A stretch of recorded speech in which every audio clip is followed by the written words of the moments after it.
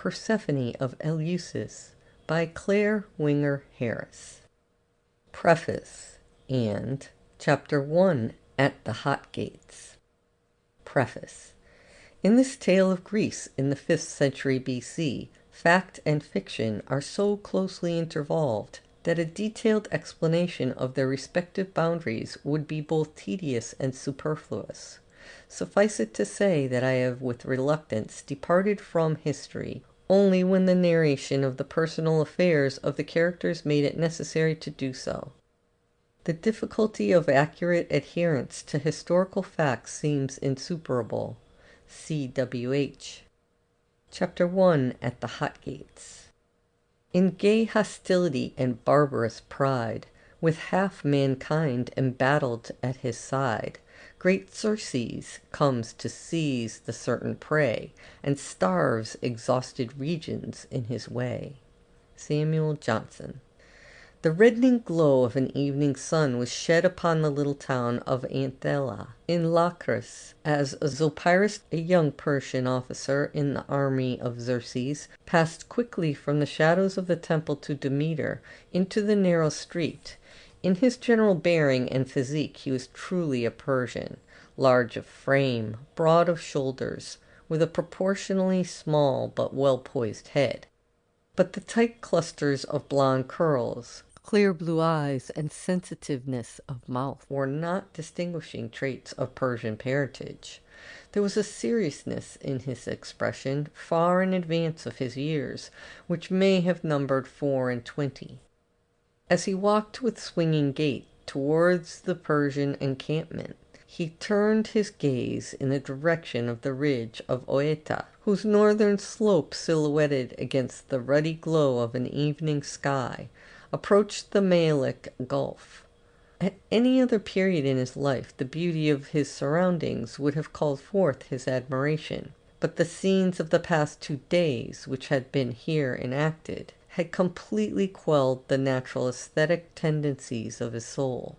Here he had been a witness to the slaughter of Persian and Greek, he in whose veins flowed the blood of both peoples. As he neared the encampment, another officer clad in the familiar close-fitting leathern tunic of the Persian army hailed him. He was a giant in stature, a man born to command. It was he who had charge of the cavalry. Zopyrus recognized him at once. "Ho, Masistius! Does this beautiful June evening summon you forth too? Truly a fair land is Hellas." Amid such surroundings as these, the annals of Persia had been different.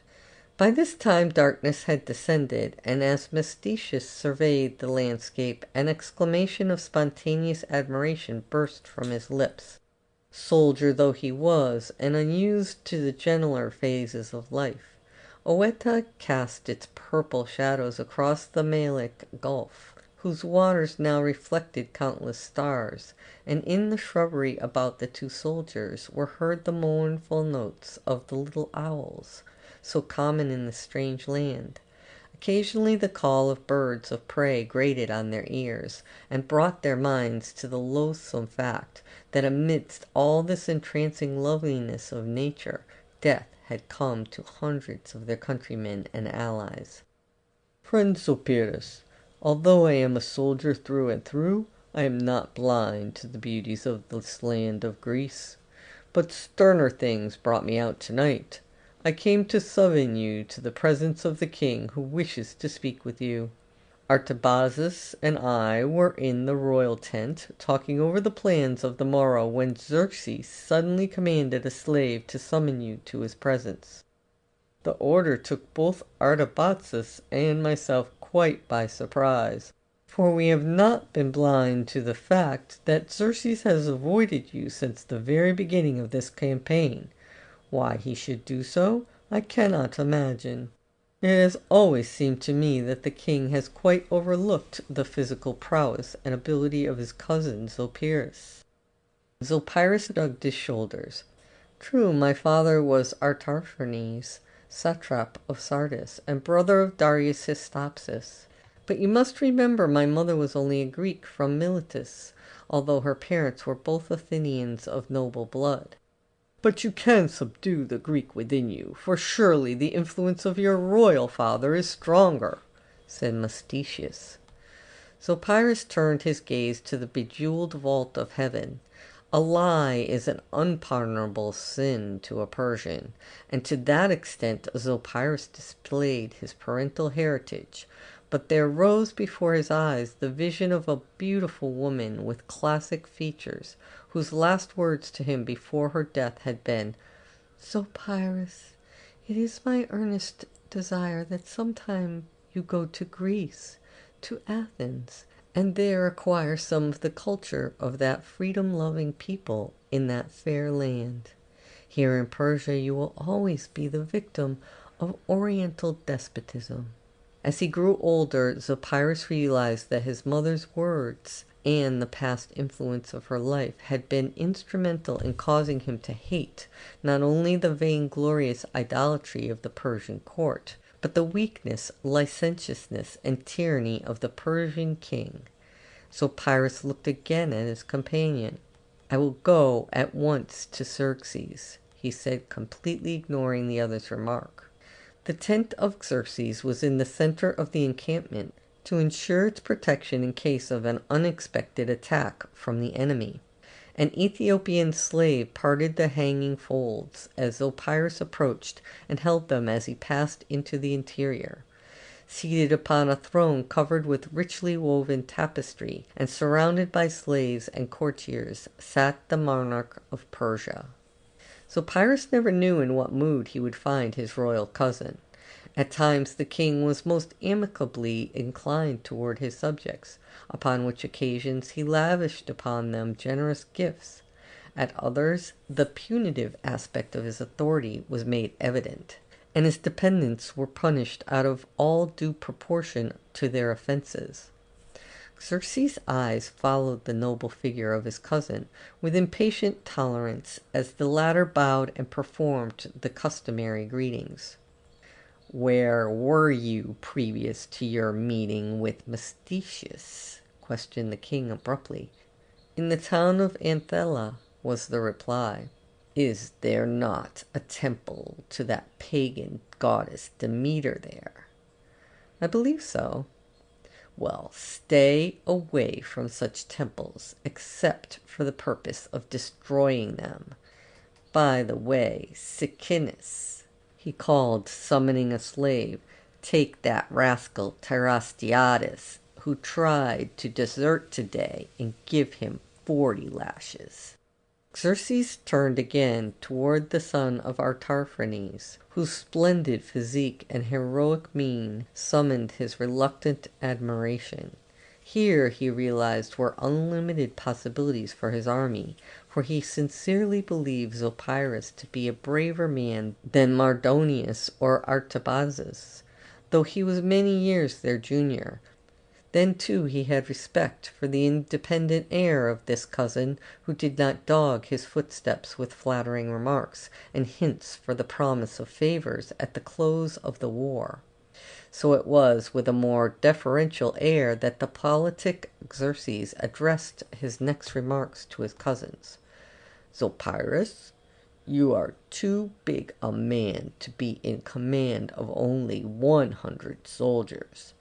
At your age, your half-brother Artaphernes, together with Ladice, led the expedition which resulted in the Battle of Marathon.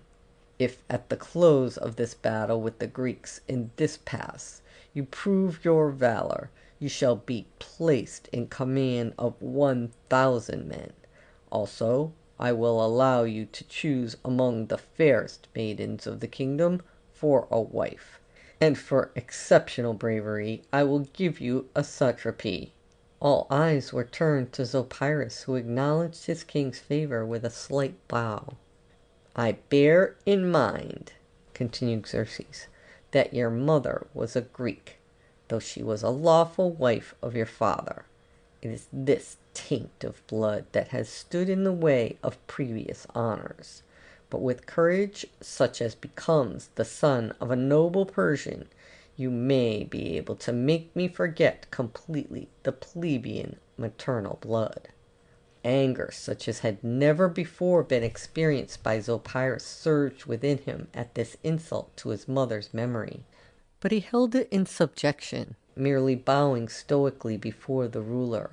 Xerxes had one dominating motive in attempting to win Zopyrus's fidelity. At the beginning of the campaign, he had secretly wished to cause his cousin's death, because he had feared him. But the latter's advice, when consulted on matters of doubt, forced him to the opinion that Zopyrus might become quite an asset to the Persian army if properly handled.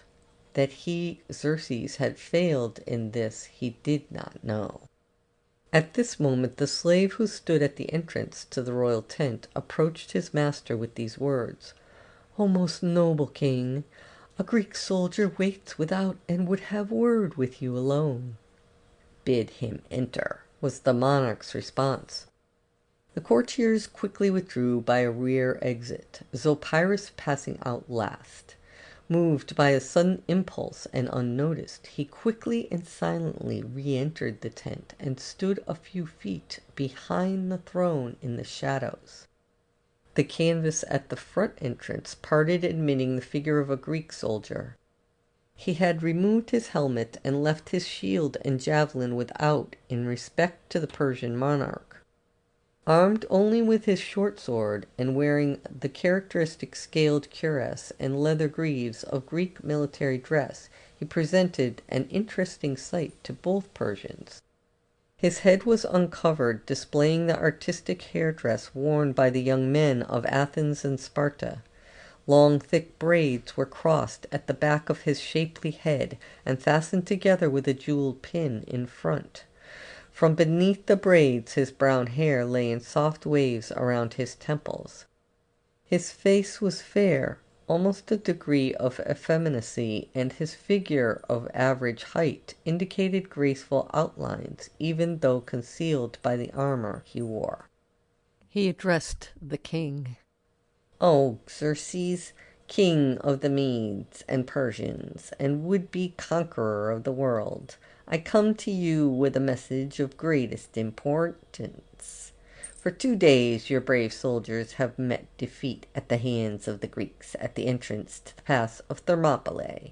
Now the Greeks are so inferior in number, owing to the celebration of certain religious festivities, which are soon due to come to an end, that right now is the time to strike, but not in the method which you have up till present employed, when only a handful of men from each side could meet and enter into personal combat. The Greeks are well trained, and if they are to be vanquished, it must be by superior forces of the enemy."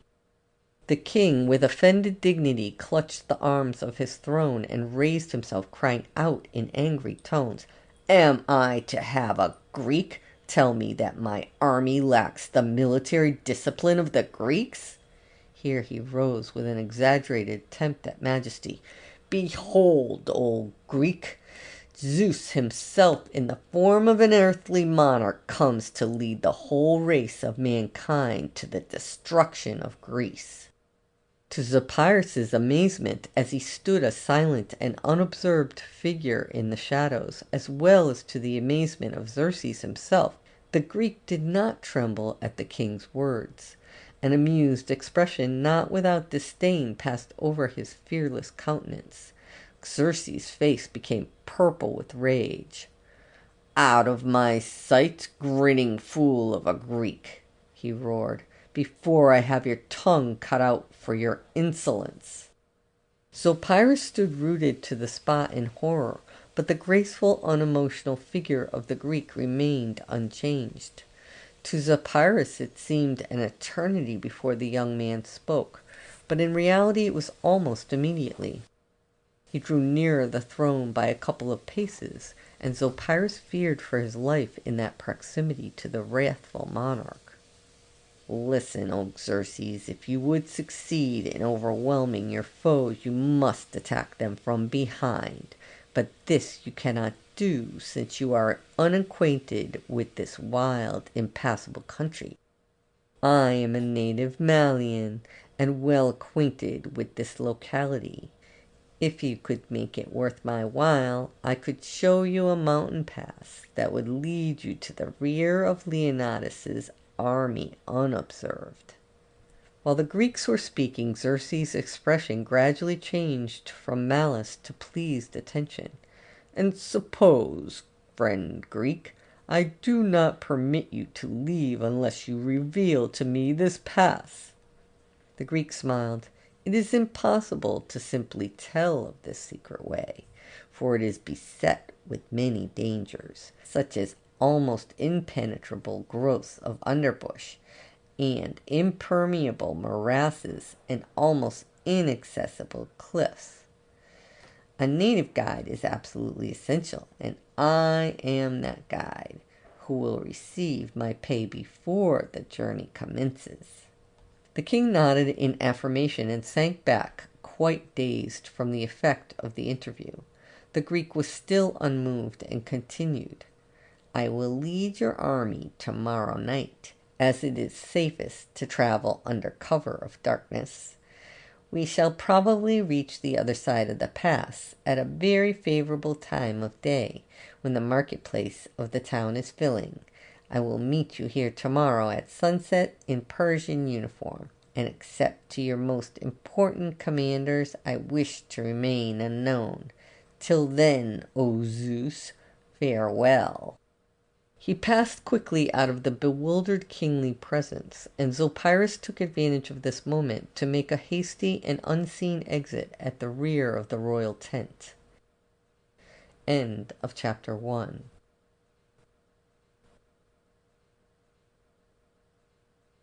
Chapter 2. Remember the Athenians, who at Thermopylæ stood side by side, and fought together, and together died. Under earth barrows now are laid at rest, their chants thrice glorious, and their fate thrice blessed. No tears for them, but memory's loving gaze, for them no pity, but proud hymns of praise. Simonides. Like a great crawling serpent, the army of Xerxes, augmented by the cowardly Thessalians, wound its circuitous and perilous way from Trachis, first ascending the gorge of the river Asopus and the hill called Anapae, then crossing the pitch-dark, oak-covered crest of Oeta. Its venomous head was the treasonable Greek, dressed as a Persian foot-soldier. Many were the woes of that nocturnal journey, soldiers tripping over fallen branches and entangled in the undergrowth were trampled to death. Some were pressed into the treacherous morass, but the malignant monster, heedless of its sloughing, crept on toward its goal, which was the town of Alpeni at the east end of the pass. But the small army of the Greeks was not destined to suffer such a complete surprise as Xerxes had hoped. For the revengeful Tyrastiades, limping painfully as a result of his 40 lashes, had succeeded in deserting, and had apprised Leonidas of the startling fact that the Persians were coming across the pass. The Spartan king sent a Phocian guard of 1,000 men to prevent the enemy from crossing the summit of Oeta. But this guard was speedily overwhelmed by the Persians, who were under the leadership of Hydarnes. The next morning, shortly after sunrise, the Persian hordes descended upon the Greeks. The sun was reflected with dazzling brilliancy from thousands of breastplates, spears, shields, and helmets, and upon the ears of the heroic sons of Hellas fell the deafening war cry from myriads of throats. A suffocating sensation seized Zopyrus as he beheld the mere handful of Greeks bravely awaiting certain death at the hands of a pitiless foe. But to turn back was now impossible. Strange that he could in fancy so easily picture himself as one of that brave minority awaiting inevitable death. To his own sorrow he had not infrequently lamented the faculty which he possessed of seeing the praiseworthy aspect of an enemy's viewpoint. It was this attribute of leniency toward the opinions of his fellow men that was especially irritating to the intolerant Xerxes. In the mind of the latter, all men were divided into two great classes, subjects and enemies. To Zopyrus, all men seemed friends, unless by their own initiative they proved themselves otherwise. It was extremely painful to him to see these brave Greeks meet this great crisis unflinchingly. It was humanly impossible for this mere handful of men to stem the tide of the onrushing Persians. To us, at this day and age, it is apparent that these men did not sacrifice their manhood in vain.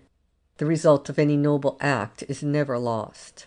In some way and at some time, it brings a result as satisfactory as that desired in the hearts of the original heroes themselves. Such a result was destined to come to Greece after the bones of Thermopylæ's warriors had long mingled with the dust. Zopyrus was swept on by the barbarian host. A shower of missiles diminished the number of Greeks, and soon the enemy was upon them, and the battle continued with spear and sword. Zopyrus received a slight wound on the left shoulder, the Greek inflicting the injury, snatching away his spear. Zopyrus quickly unsheathed his sword, pressing his opponent to closer combat as a better chance for self-defense.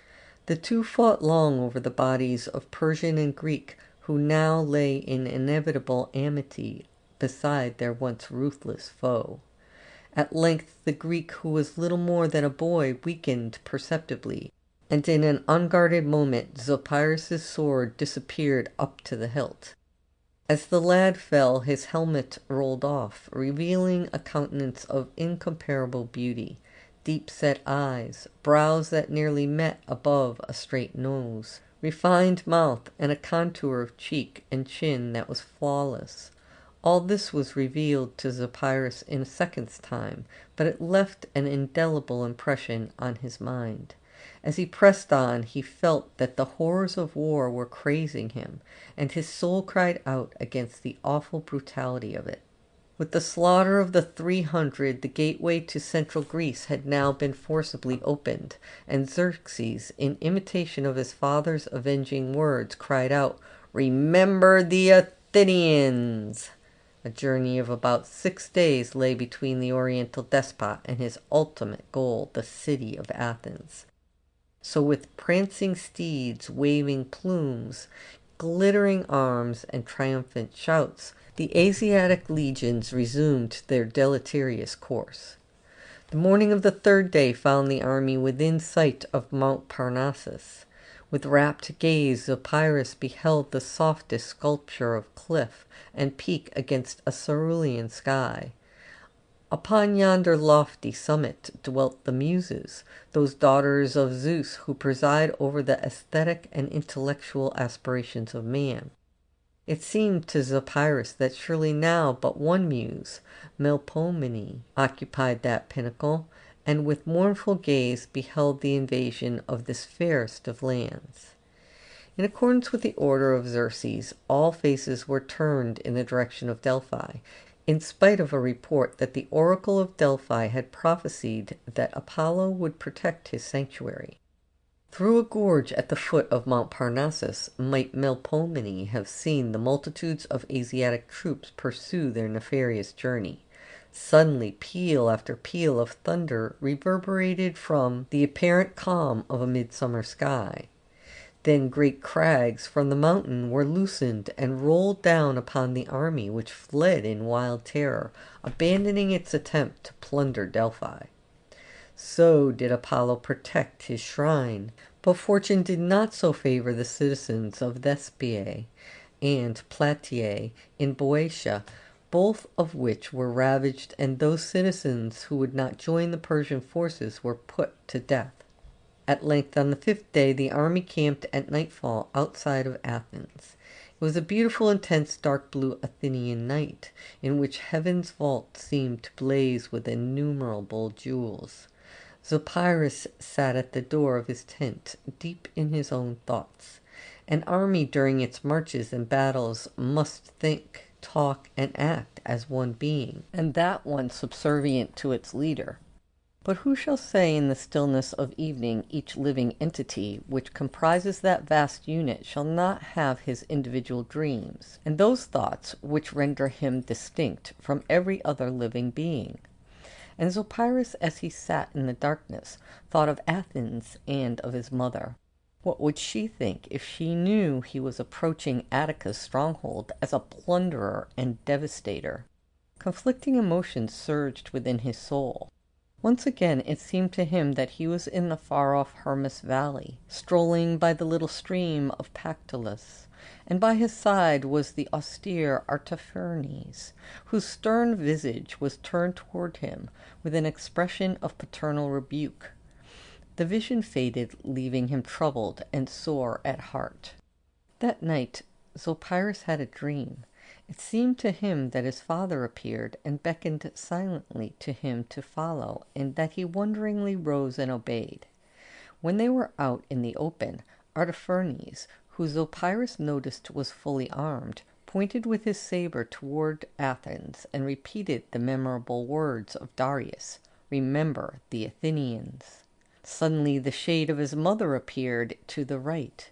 She stood holding on her arm a scroll of papyrus, and while Zopyrus looked, she pointed with it in the same direction as that indicated by the saber of his father, and behold, as Zopyrus turned, he saw a beautiful city with numerous buildings of white marble, and in the center a temple-crowned hill.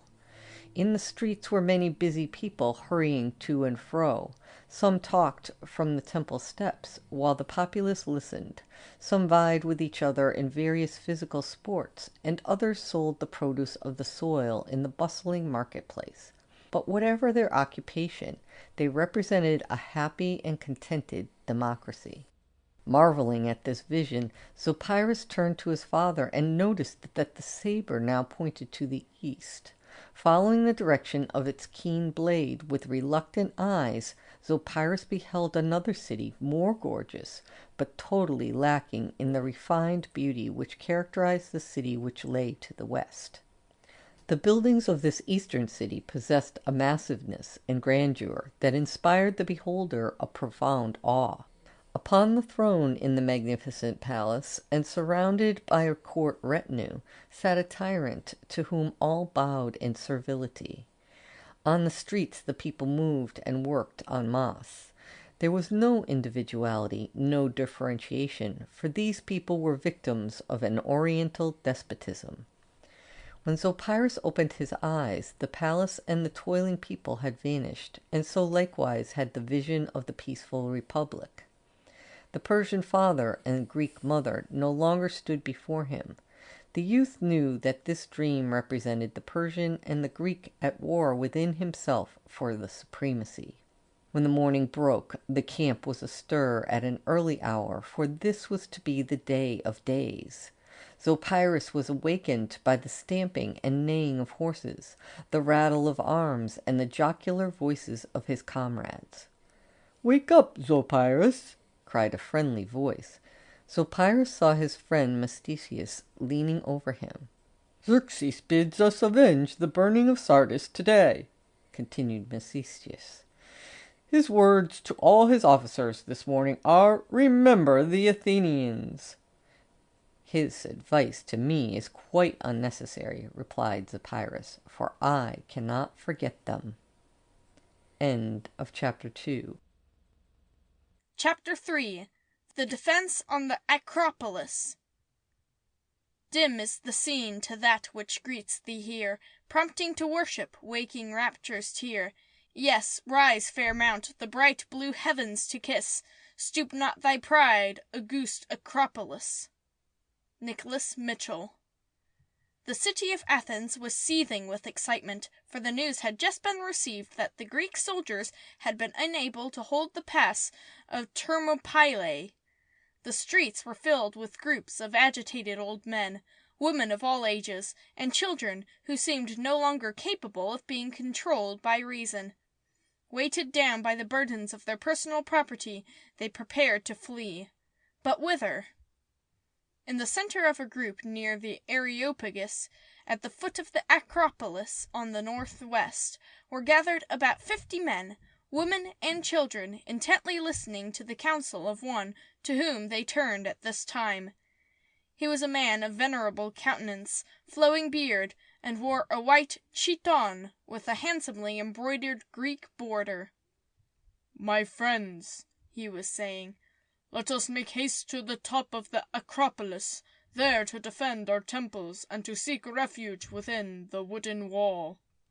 Some of his audience seemed inclined to take his admonition seriously. Others hesitated, as if in doubt. Presently a man whose personality was felt before he was actually visible came hurriedly into the group. He possessed a commanding bearing, noble face, an eye piercing and full of fire. There was decision in the swift gestures of his shapely hands. This man was Themistocles, the most powerful Athenian of his time. It was he who had persuaded his fellow citizens to increase their navy at the time of the war with Aegina, and who sincerely believed that the future safety of his country lay with the ships which were now anchored in the bay of Salamis. He approached with dignified air the terrified gathering of Greeks, and there was an imperious ring in his voice as he addressed the spokesman of the group. "Chersilis, can you not persuade these people to come to the bay at once, where some of the ships will conduct them safely to Salamis till all danger from this invasion is past?" To his surprise, the old man answered haughtily, "I am trying to prevail upon these frightened people to seek refuge behind the wooden wall, as the Delphic oracle warned us."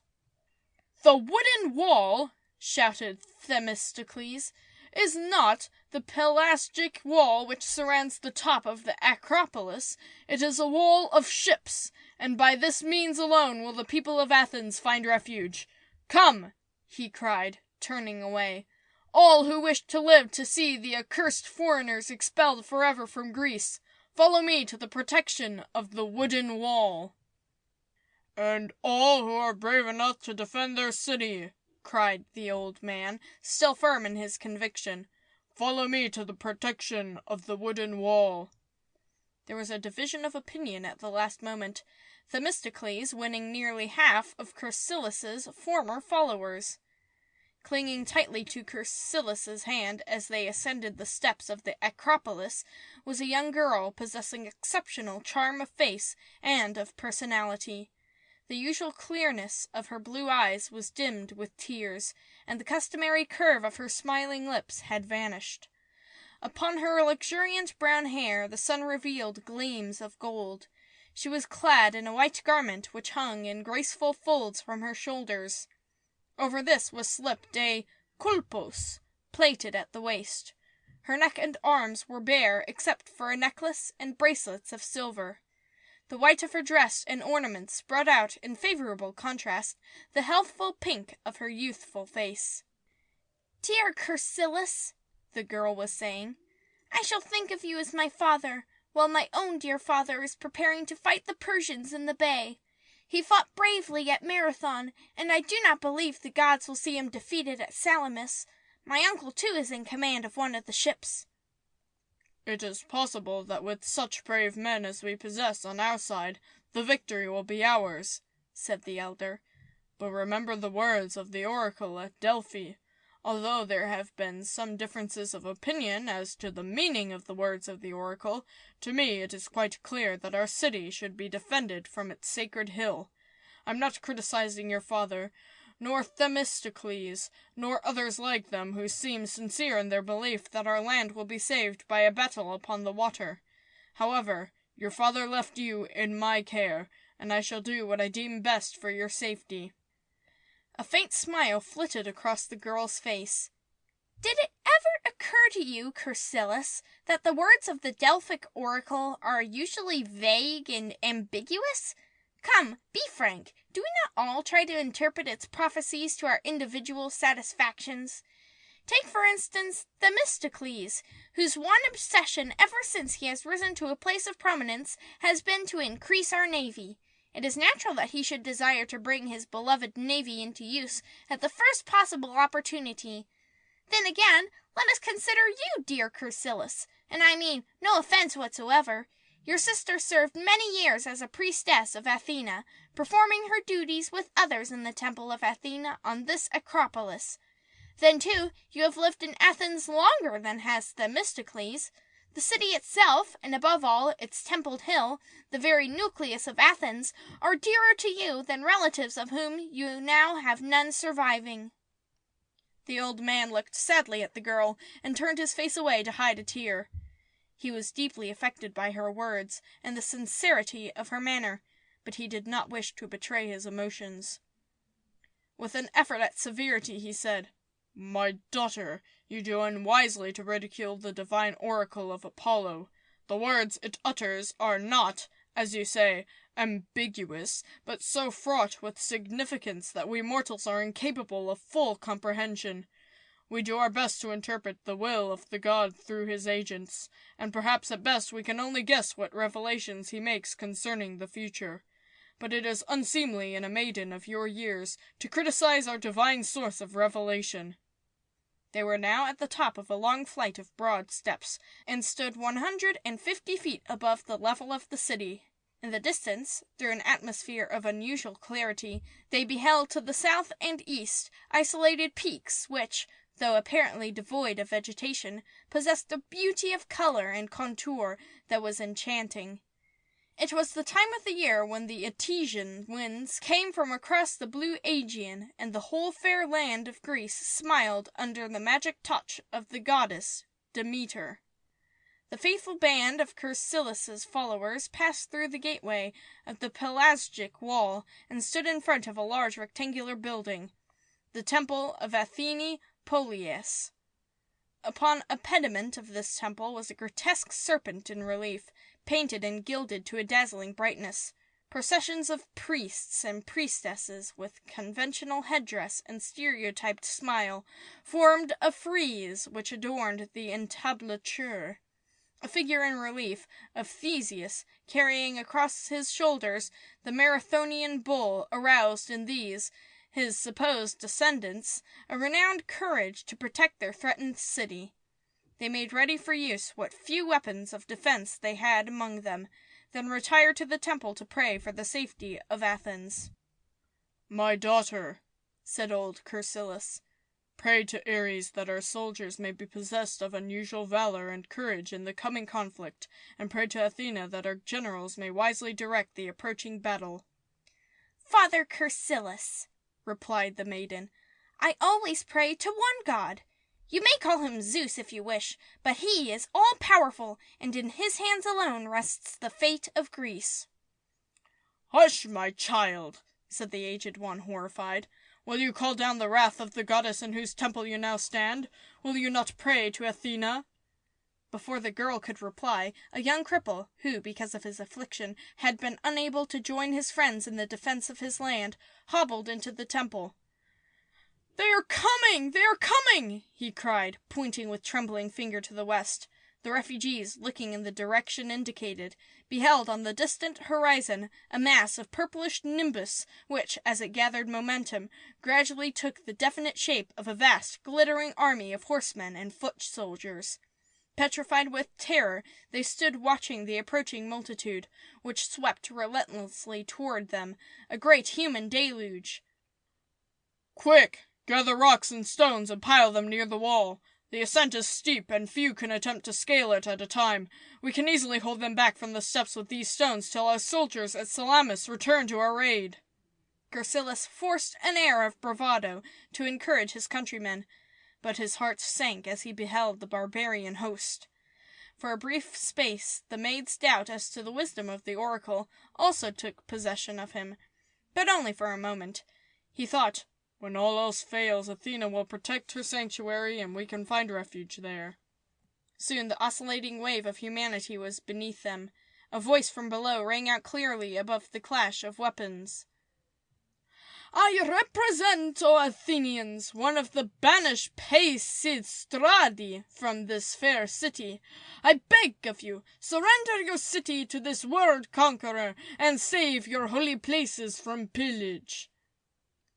It was the resolute voice of Chersilis that replied, "Behind the wooden wall will we defend our temples. and the gods of Greece will aid us." The answer seemed to amaze the Persians. Their officers drew aside and discussed the situation, arriving at their decision without unanimity. The cripple, whose name was Philinus, was appointed sentinel, since he was unable to lift the heavy rocks and stones. From a seat upon several boulders near the wall, he could observe the movements of the Persians without being seen. Many of the girls and women wept and prayed for themselves and for their fathers, brothers, husbands, and sons now on the fleet. A few had lost loved ones at Thermopylæ. The maiden who had been with Chersilis showed remarkable self-control. To her the others now turned for strength and encouragement. One girl, to whom she seemed especially dear, clung to her robe tenaciously. Chersilis approached his charge, and there was on his countenance an expression of mingled horror and compassion. "Persephone," he said with trembling accents, "if a worse fate than death threatens you, and you can avail yourself of no weapon, better far fling yourself to the rocks below." The girl, Ladice, who clung tightly to Persephone's hand, wept bitterly, calling upon the names of all the gods and goddesses to protect her. "Why are you so calm, Persephone?" she cried. "Do you not realize that this Acropolis may be your huge funeral pyre?" "Yes, I know that, Ladice. But I pray to one God, and I have a belief in a future existence beyond this one, so I am not afraid to die." "I too have not had the horror of death that is common to many, but not because of any thought of an existence continuing beyond this. The certainty of oblivion after a tumultuous life in this world of ours is reward enough for me. Surely the peace of non-existence will be sufficient compensation." The smile on Persephone's face was indicative of an inner knowledge out of which she derived supreme satisfaction, and which was incomprehensible to Ladice. An elderly man by the name of Moschaidon called excitedly from the gateway, "It will be necessary for all the women and girls who can to help throw these stones upon the Persians who are climbing faster than we can prevent." Persephone and Ladice, with others, rushed to their task, rendering the needed assistance, though their fingers bled, and their bodies, unused to such prolonged, strenuous labor, ached to the point of complete exhaustion. The additional help from the women turned the tide of fortune temporarily in their favor, and the Persians were forced to abandon their attack upon the well-protected west side. But now they employed different tactics. They poured upon the wooden ramparts arrows with burning tow attached to them, and it was not long before the palisades were consigned to flames. Still the little group held its ground bravely, but Chersilis and Moschaidon at last sent the women into the temples, where they soon joined them. Once within the sanctuary of the city's patron goddess, the frightened Greeks looked for a miracle, and indeed nothing short of a miracle could save them now. In this they were doomed to disappointment, for the temple to Athena was the first to be reached by the hungry flames, and the frenzied Greeks were forced to abandon it for other, smaller temples. It was soon observed that Philinus was not with them. He had last been seen in prayer before the altar of Athena, and doubtless there he had met his death. In unspoken terror all wondered who would be the next victim on the altar of Oriental veracity. The chapel of Eleusis was furthest from the flames, and to it the terror-stricken Greeks fled. Here, for a time at least, was safety and possible salvation. "Watch the north side now," cried Chersilis. "The Persians may—" But the words froze on his lips, for there at the doorway stood 15 or more of the besiegers, who had succeeded in scaling the precipitous northern side. "To the rocks below, my daughter!" screamed Chersilis. "Do not forget my warning." An officer laid rough hands on the aged Moschaidon. "Old bald head, your time on earth is about up anyway. You may as well journey on without delay. Old Charon is waiting to ferry you across the Styx." "Hold!" cried another voice. "I prefer to die first, and not witness the end of these my followers." It was Chersilis. "As you wish," cried the big Persian. "You are all to go anyway." The brave Chersilas knelt before his captor, whose spear had disappeared in his breast. His face was convulsed in the agony of death, but with his last faint breath he tried to speak to Persephone. "Perhaps you are right about the oracle. To the rocks below." Immediately following the tragic death of the leader, the remaining men were killed, and the rough floor of the little chapel became slippery with blood. A number of the women, following old Chersilas's advice, flung themselves to certain death upon the ground below, rather than fall into the hands of Xerxes' soldiers. It was Artabazus, one of the most insolent and rapacious of the king's officers, who discovered Persephone and Ladice cowering in a remote corner. "Oh, look what I have found here!" he laughed in a coarse, loud voice. "Surely such a prize was worth that perilous climb." He took a step forward and seized Persephone roughly, but as he did so, he caught the eye of a young officer who had just arrived upon the scene, together with Xerxes himself. The king took in the situation at a glance, and his narrow eyes gleamed in approbation. "A brave soldier deserves a fair prize, Artabazus," he said. "One moment, please." It was the voice of the young officer, Zopyrus. "Did you not, cousin Xerxes, promise me a choice of the fairest maidens of the kingdom?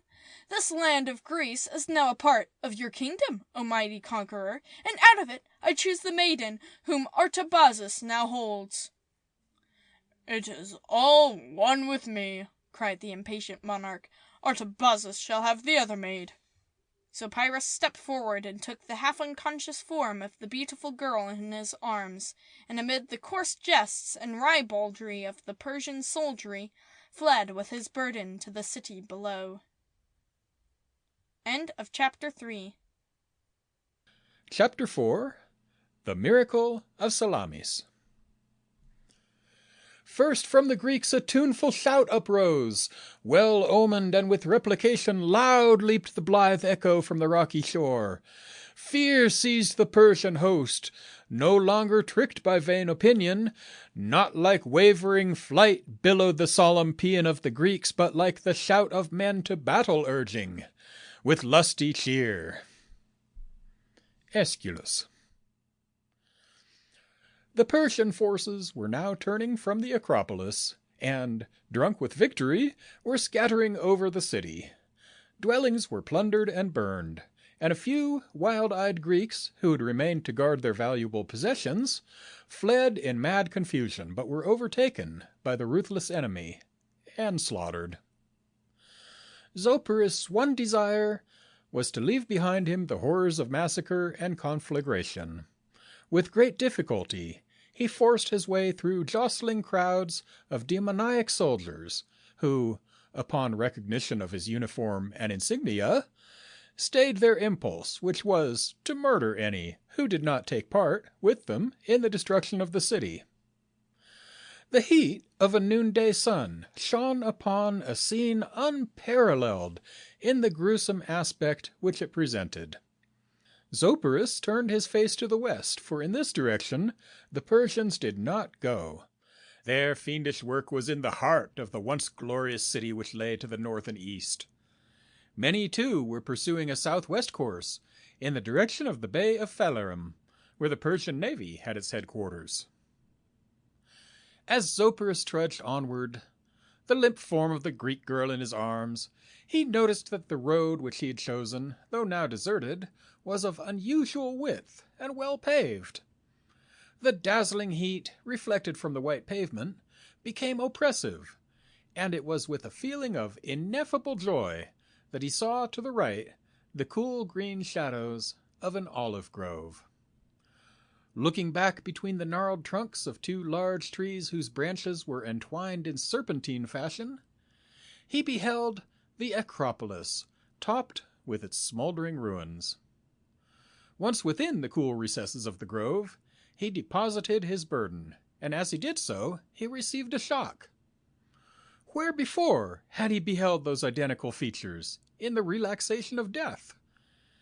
He looked again intently, thinking it an hallucination, and while his gaze rested upon her face, the maiden opened her eyes.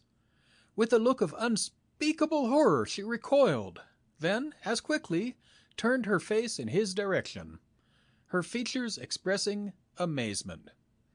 The refinement of his countenance, in combination with his Persian uniform, astonished her greatly.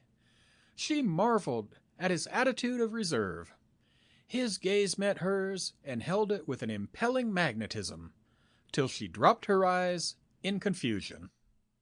"You are a Greek in disguise?" she faltered. "On the contrary, I am a Persian officer in the army of Xerxes," he replied, and, perceiving her look of terror, he added, "But I will not harm you. Rather, I have rescued you from a horrible fate."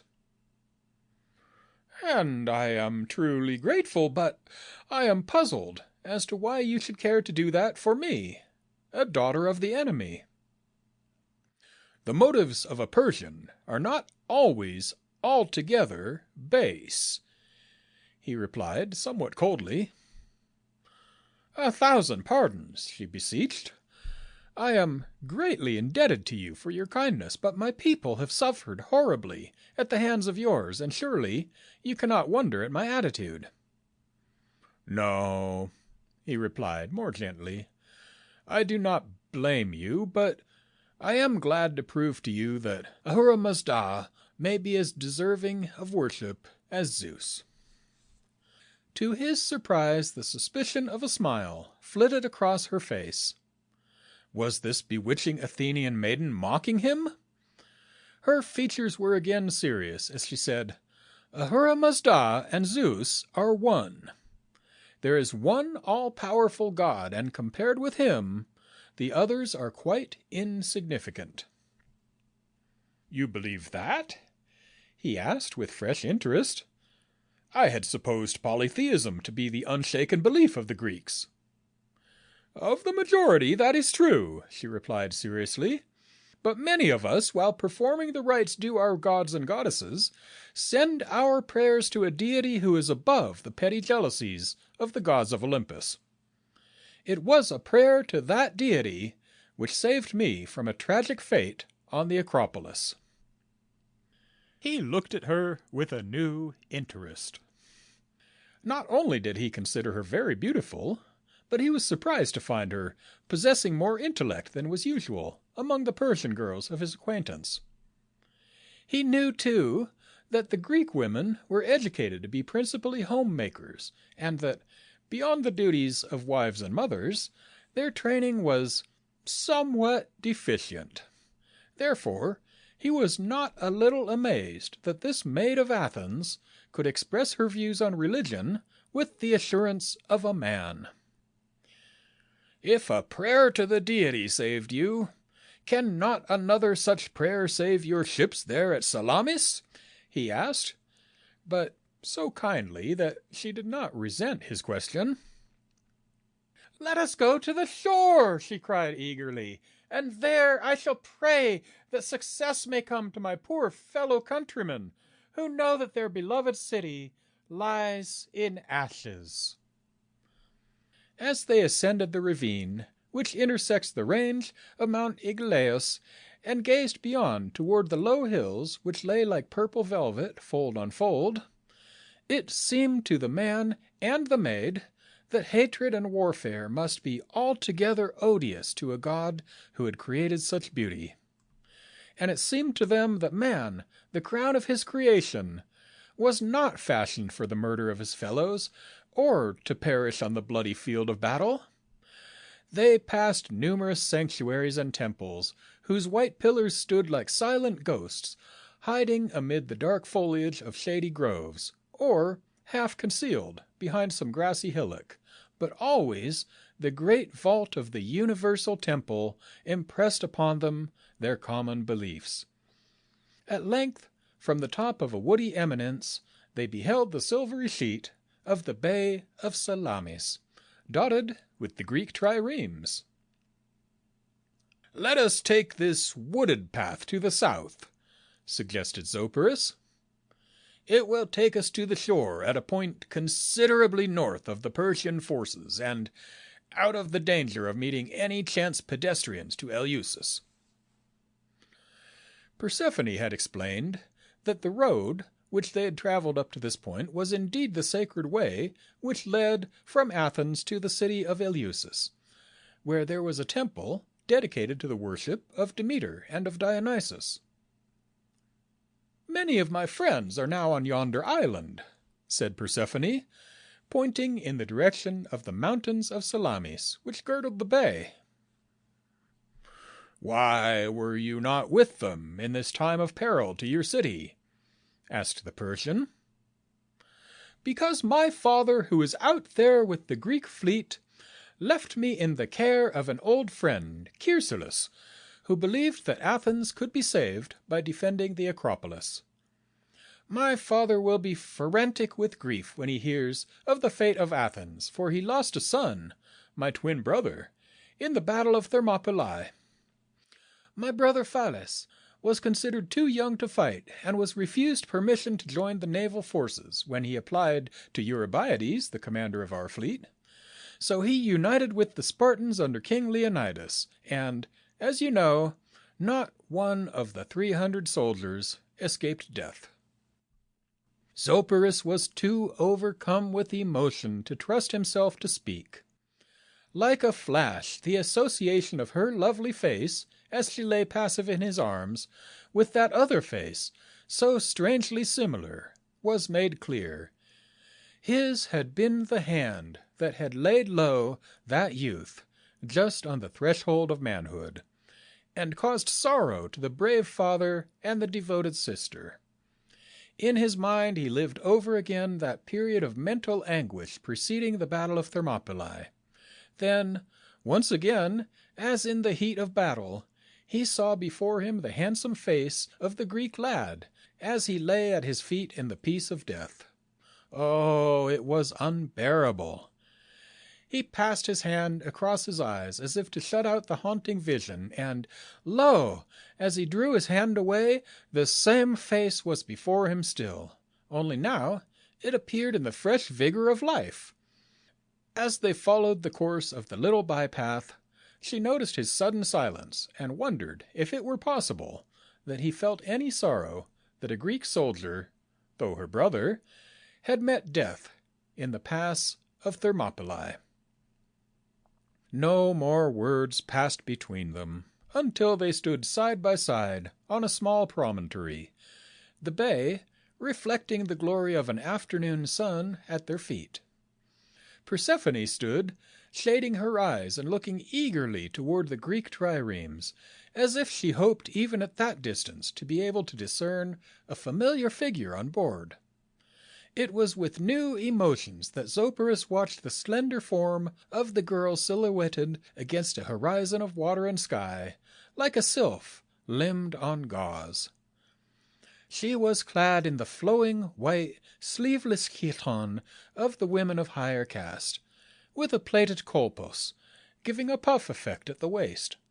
Her hair, gold where the sun shone upon it, but brown in the shadows, was parted so that it fell in loose waves around her temples.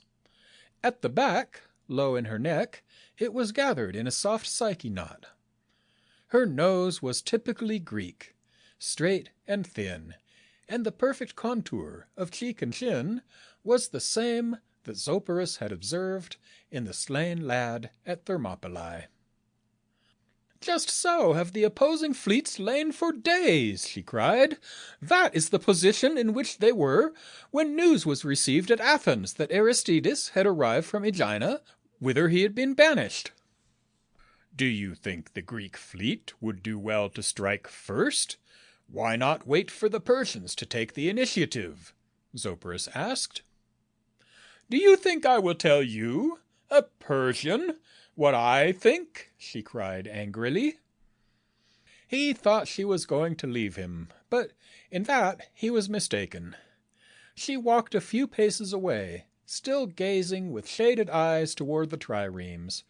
Her features now showed the tragic expression of despair.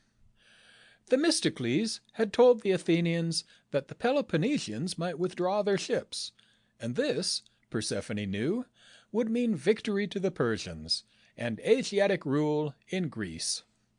Why, oh why, did the Greek ships hold back? It was in an agony of despair that the girl sank to her knees and would have fallen had Zopyrus not run to her assistance. The prayer! Oh, I had nearly forgotten the prayer for my people. I said I would pray at the shore, and so I shall, for the salvation of Greece and the expulsion of the enemy. The tears were coursing down her rounded cheeks, and her frame shook with sobs. Reverently she raised her eyes to heaven, and prayed with greater fervor than she had on the Acropolis. Then a few lives had been at stake. Now the future of a nation, and possibly races of mankind, were involved. The sun apparently crept a few feet nearer its goal, and still the girl remained in her attitude of supplication. All at once she stood erect and turned, amazed, in the direction of Eleusis and the sacred way. Borne on the breeze that was wafted across the picturesque bay of Eleusis came the sound of myriads of voices, raised in a mighty paean of joy. The chant rose and fell in awful grandeur, striking fear and adoring wonder to the hearts of Persians and Greeks. "It is the hymn to Dionysus," cried Persephone. "That is the way it sounds at festival times, only this is 1,000 times grander. There are none left in Greece to sing that hymn. Do you not see? It is a miracle sent by the deity in answer to my prayer. Listen!" The volume of sound grew louder and more distinct, until it seemed to surround them, and they stood dumb with astonishment. Out over the waters of Salamis drifted the paean of solemn, dignified joy, and into the heart of every Greek it sent its message. Never to hear again in reality the hymn to Dionysus, never to walk in joyous procession with the celebrants from Athens to Eleusis, bearing the statue of Iolcus, never to celebrate the national festivals so dear to the heart of every Greek. Was Greece to be overrun and conquered by Orientals? The paean died away gradually, and was followed by an ominous, death-like silence. Then a very different sound pierced the ears of the two listeners. It was the battle cry of the Greeks as they sent forth their ships to meet the enemy. All fear had fled. Only one motive actuated the entire fleet, and that was to save Greece at any cost. "Do you see the ship that leads the assault?" cried Persephone excitedly. "That is commanded by Lycomedes, a brave captain, well deserving of the honors he has won in previous conflicts, but the ship behind is a close second." The leading Greek ship pursued a Persian vessel, which was seemingly but a few feet in advance of the Greek boat. "The Persian vessel is making for that narrow space yonder, but I doubt if it will have room to turn about and face its antagonist. It is like sailing between Scylla and Charybdis," said Zopyrus. "Look, it is about to turn, but the space will not permit. There!" As he spoke, the boat commanded by Lycomedes struck that of the Persian broadside, nearly cutting it in twain with the sharp, strong beak. Instantly the greatest confusion reigned on board the damaged vessel. Soldiers leapt into the water, preferring drowning to death or captivity at the hands of the enemy. Persephone turned away with a shudder. Zopyrus observed her narrowly. "It pains you to witness the victory of this Lycomedes?" he asked with a touch of sarcasm. "No, no," she replied in distressed tones. "I should have been glad to hear of it, but I cannot enjoy being an eye-witness to such a terrible scene." His feeling of bitterness left, and he said more kindly, "Will you not go and rest under the shade of some tree, well out of sight and somewhat out of sound of this battle?" Her reply rather surprised him. "If you can watch so serenely the annihilation of your countrymen, I can endure witnessing the victory of mine. Oh!" Here she unconsciously clutched Zopyrus's arm, unaware of the thrill of contact to the Persian. "The second ship is commanded by my brave uncle, Amenius. Look, he is pursuing a Persian ship, which has so far eluded his beak." The battle was now raging in earnest. Persephone and Zopyrus stood with tense interest, while at their feet was enacted one of the world's great tragic dramas. The narrow space in which they were engaged hindered the Persians and rendered their superior number a disadvantage. Becoming panic-stricken, they collided with each other. Oars were broken, and, unable to steer, they could not direct their blows with the prows, by which means they sought to sink an enemy ship. The bay was a moving mass of driving beaks and heaving wreckage. "Whose is the vessel that my uncle still pursues?" asked the girl presently. "That is the ship of Artemisia, Queen of Halicarnassus," he replied. No sooner had the words fallen from his lips than the Carian queen's boat collided with that of one of her countrymen, and Amenius abandoned the pursuit. But Artemisia's boat was not damaged, and retreated quickly to the Persian side. "I believe the collision was deliberate," said Zopyrus, more to himself than to his companion. "By apparently becoming a deserter, and sinking one of her own ships, she escaped with her life." "Who is this Artemisia, that she commands a ship and displays such keen intelligence in naval warfare?" asked Persephone with growing interest. "She is a companion of Xerxes, and had proven a wise counselor. Her advice, when followed, has always been adept, and when unheeded, disaster has resulted. This naval engagement with the Greeks was undertaken entirely against her wishes, and this is the result." Persephone smiled. "I am glad I do not have to serve in the capacity of king's counselor. My talents evidently lie in a different direction. I cannot cause battles to be fought or not at will." "No, little maid of Greece, but it seems that by your prayers you can determine the results of battles that are fought. Your power is far greater than that of Artemisia." Her eyes were filled with tears of happiness. "The one God who is powerful above all others does hear and answer the prayers of earnest suppliants." It was difficult to say whether the sweet loveliness in the lines of Persephone's face, or her majesty of character, gave her the greater fascination, but as the youth gazed upon her features illuminated with triumph and joy, he became convinced that she was the most attractive woman he had ever known. "When the battle is over, where will you go?" he asked. "Wherever my father or uncle wish. And you?" For a moment he hesitated.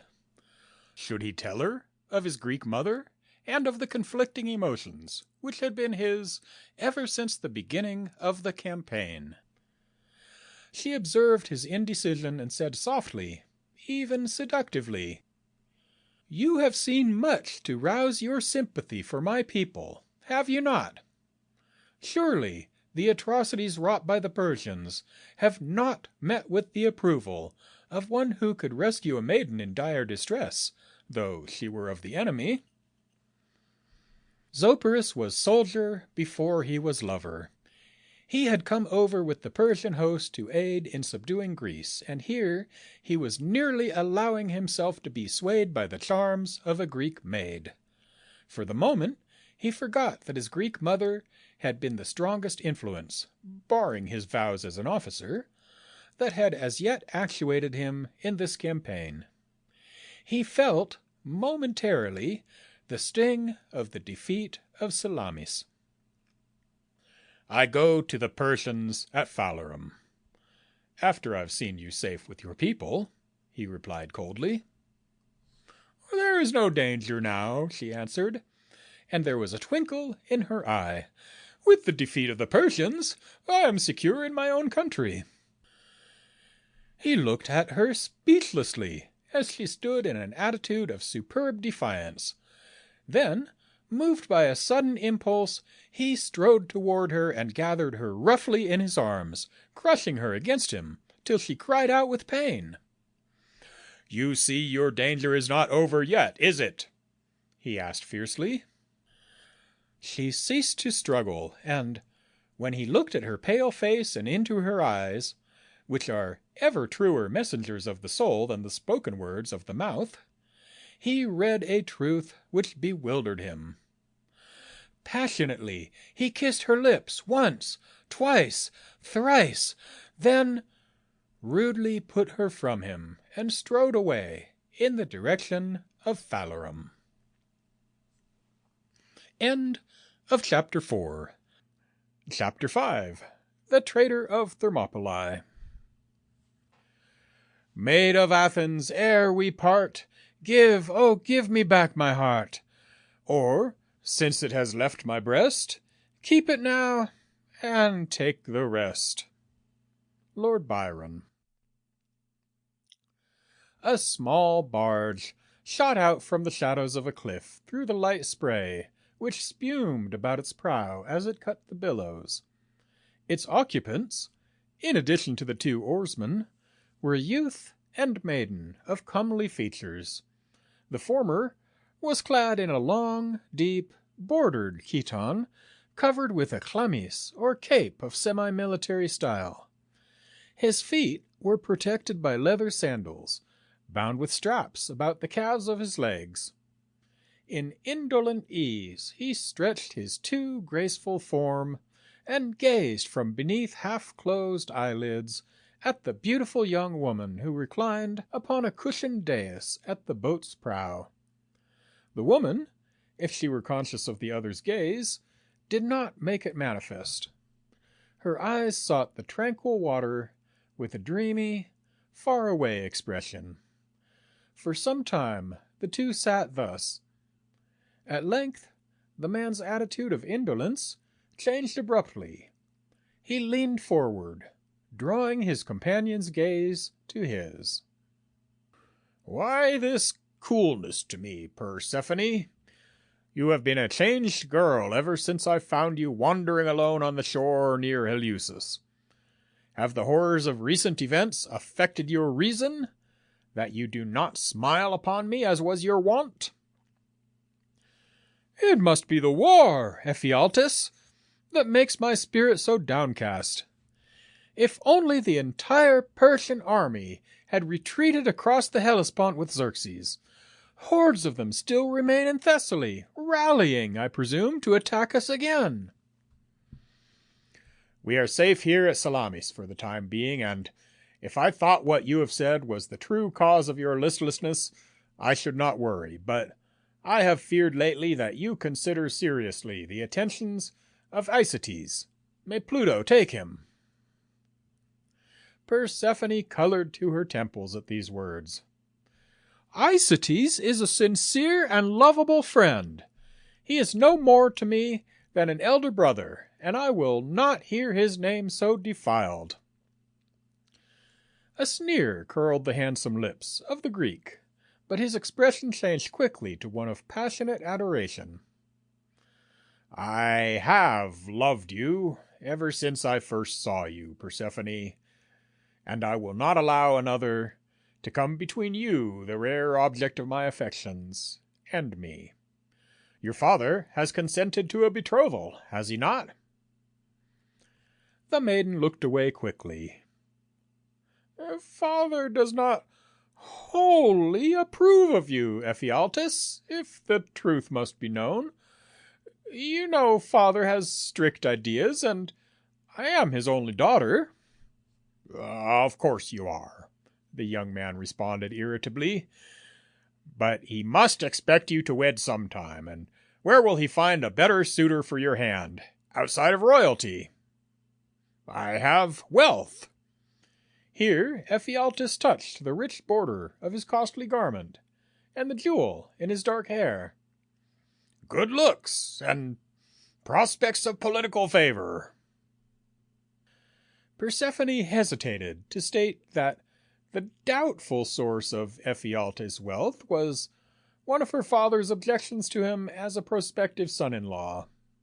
Also, the fact that he had spent his money lavishly upon personal comforts and luxuries, but had failed to donate toward the sum being raised for the rebuilding of Athens, was against him.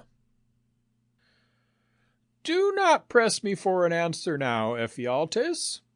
The Persians have not yet been expelled from Greece, and you may have to don helmet and cuirass once again before our beloved country is safe from the Oriental invader."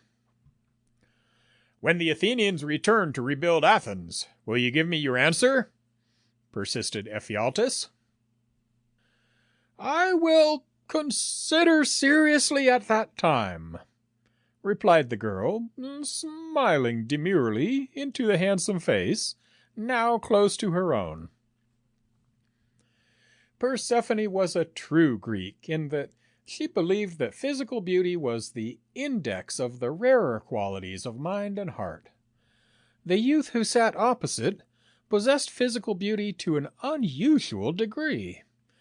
The soft breezes from across the water stirred his dark, thick locks, and the dazzling reflection of the late afternoon sun on the dancing waves was reflected a second time from his dark eyes, whose light fluctuated even as that upon the oscillating surface of the water. "Tell me again of your heroism at Thermopylæ," whispered the maiden. "No, I would not seem to brag of my gift of valor. It is enough, is it not, that I have told you of my attempt to save the life of Leonidas?" Persephone smiled at him in approval. Then her features became serious as she asked, "Has the traitor of Thermopylæ yet been discovered? But for him, our city would not now be in ashes, and thousands of lives would have been spared, including that of my dear brother Phylas." She raised tear-dimmed eyes to her companion.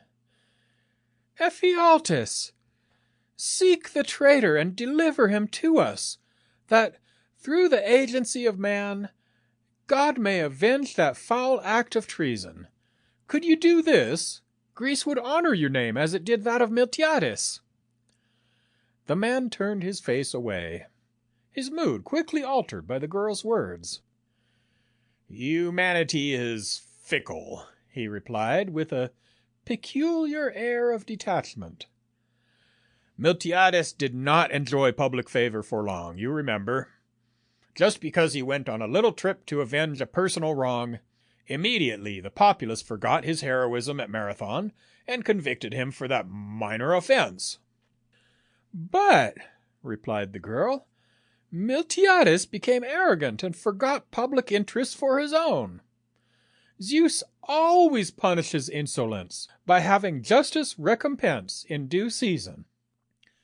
Ephialtes was obstinately silent, unmoved by Persephone's words. He dared say no more for fear of betraying himself. Persephone he loved, to as great an extent as it is possible for one of such selfish instincts to love. She did not possess great wealth, and, conscious of his own mercenary nature, he wondered that he could so love where money was no object. He had great respect for her mental superiority, while at the same time he feared it. But it was her physical loveliness which appealed to him most. He longed to possess her, body and soul, and the usual patience with which he could await the attainment of his desires was becoming depleted. He had always prided himself on his ability to bridle his impulses if he felt that they interfered in any way with the ultimate attainment of a desired goal. Where self-restraint is lacking, there is no order, and no one knew this any better than Ephialtes. It was that magical hour between daylight and dusk that is of such short duration in the countries of the south. Away to the west stretched the hills of Salamis, the setting sun shedding a flood of glory upon the picturesque undulations. Then, one by one, the stars began to appear, and soon the canopy of the heavens was studded with myriads of twinkling lights. "Let us hasten back to the island," said Persephone, shivering slightly. "The air is chill, and I brought no wrap with me." The young man removed his cape and placed it around the shoulders of his companion. Persephone seemed despondent. Even the beauty of the evening on the water beneath the stars did not cheer her. The barge was now, at the request of the maiden, turning its prow toward the promontories of her temporary home. "Persephone," pleaded the youth once more, "will you not give me an answer now, and if in the affirmative I shall be the happiest man in all Greece?" Persephone smiled a little, but was still troubled.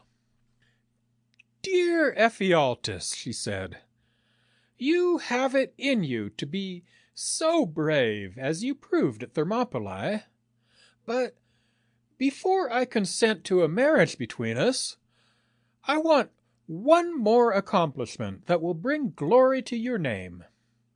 Discover for our country Thermopylæ's traitor." Ephialtes' brow clouded. "That is a very difficult task. Will not proof of heroic valor in the next conflict with the Persians suffice to bring you to my arms, a willing bride?"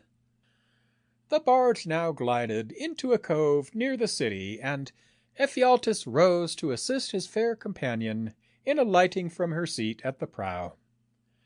As she yielded her arm to his, she raised to his face a countenance, though outwardly serene, yet strangely determined.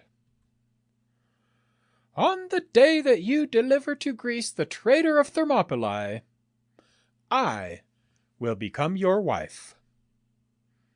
End of Chapter 5. Chapter 6. Athena speaks through the olive branch. "We climb the ancient steep which chief and sage mounted before through many a changeful age, where Cimon blessed the gods that Greece was free, and Thrasybulus shouted, 'Victory!'" Nicholas Michel. At the top of the long, rugged path by which one mounted the Acropolis stood a young man of martial bearing. Upon his features contempt and yearning curiously mingled. At his feet lay a city now silent and deserted, which had once teemed with active humanity. Whether he looked to north or south, to east or west, there crowded upon his memory in rapid succession incidents that brought to him the convincing reality that this city was associated with all that was dear to him. The fleeting memories that crowded in and out of his mind came from a diversity of experiences. Now there came to him thoughts, as he looked toward the agora, that brought a wistful smile to his lips. He was once more a mischievous boy, running through the busy market to escape the wrath of the pursuing vendor whom he had angered by the theft of a tempting bit of fruit. Then, and his brow clouded while a blush of shame flushed his cheek, he was a wild youth, arrogant and proud, and steeped in sin. How deep he did not realize till later. Then had followed the excitement of war. His father, as commander of the Greeks, had won a great victory over the Persians at Marathon. His father, the great Miltiades, whose name was on every tongue, and whose praise was sung throughout Greece, returned, the idol of the hour, and Cimon, though too young to have participated at Marathon, commemorated his parents' triumph with a sumptuous feast, the like of which had never before nor since been celebrated in Athens. And then, here Simon's head sank upon his breast, had followed the disgrace and death of that father whose bravery had been extolled throughout the land. His courageous father, who had stood firm before the darts of Datis and Artaphernes, yielded to a desire to avenge a petty personal wrong, and fell with an arrow in his heart. But after all, Simon considered, had not the father's disgrace brought the son to his senses? His former friends shunned him in a way that he knew was due not alone to the paternal disgrace, but to the former arrogance with which he had flaunted his pride of social standing in the faces of his associates. The blush of shame which mantled his brow gave evidence of the remorse which the young Simon had suffered. Suddenly he stood erect and held his head high, a triumphant gleam in his blue eyes. Yes, he had made a real man of himself after all, and had won the respect and confidence of his fellows, not through his poor father's achievements, but through virtues of his own. He would do what he could yet to bring this beloved city back to her former splendor. The Persians, though defeated at Salamis, would, he knew, rally for another attack, for they had not left northern Greece, and he, Simon, would exert himself to the utmost to save the land which his father had so bravely defended 10 years before. His eyes glowed with enthusiasm, while visions of the future held him in absorption. What Miltiades had been to Greece, he would be, and more.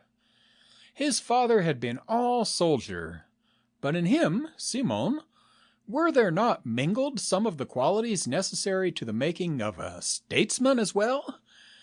He turned and viewed with grief the ponderous slabs that had once composed the temple to Athena. Would not Athens soon need another such edifice, grander and of more beautiful proportions than the one which had recently occupied this site? Some leader would arise after this war. Why not he? Of course, Themistocles, here his brow puckered to a frown, was a great man, and had been the savior of Greece at Salamis. But Themistocles would soon be past his prime, whereas he was young. He drew himself to his full height, unconsciously placed his hand upon the hilt of his sword, and gazed beyond the north horizon, in which direction he knew the Persians rallied for another attack upon the stronghold of Attica. His mind returned again to the statesman Themistocles. He had been the last person to see Ladice alive, and it was known for certain that she was among those who ascended the Acropolis with Chersilis. Although it was first reported that all of that brave little band had been slaughtered, rumor had been rife that some of the younger women had been spared, but only to meet a worse fate, that of captivity in the harems of the Persians. If that had been Ladice's fate, far better that she had met death with the others on the Acropolis. But Ladice did not love him. Oh, the sting of that realization! Ladice knew of the wild life that he had led, and of the drunken orgies in which he had participated. Perhaps it was presumptuous for him to think, with love, upon a girl of such stainless character as Ladice. But had he not vowed by all the gods that he would live an upright life? And had he not kept that vow for nearly 4 years? Slowly he advanced among the ruins which lay about him, mute evidences of a destructive power as yet unconquered. "She probably offered a last prayer to Athena here," he surmised, as he sadly surveyed what once had been the sanctuary of that goddess. Vainly he strove to suppress the violent agitation of his soul. At last, with a despairing cry, he sank to his knees, and with uplifted hands prayed to the goddess. "O Athena, thou who knowest what took place at thy sanctuary, even though thou wert unable to defend it against the hordes of Xerxes, did Ladice die among the followers of Chersonesus, or was she taken captive by Persian soldiers? If she is now a prisoner among them, is there a chance for her rescue? Is there a chance for this city that is named for thee, O Athena? Give me a sign, O goddess. That is all I ask, a sign that I may set forth with renewed hope and vigor to aid in expelling the dreaded foes from our boundaries." Cimon staggered to his feet, his eyes resting wearily on the debris that was piled about him.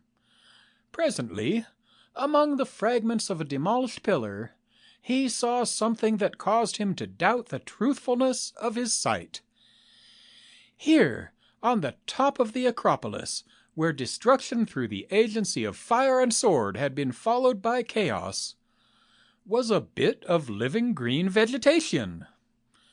Cimon approached in awe and bewilderment.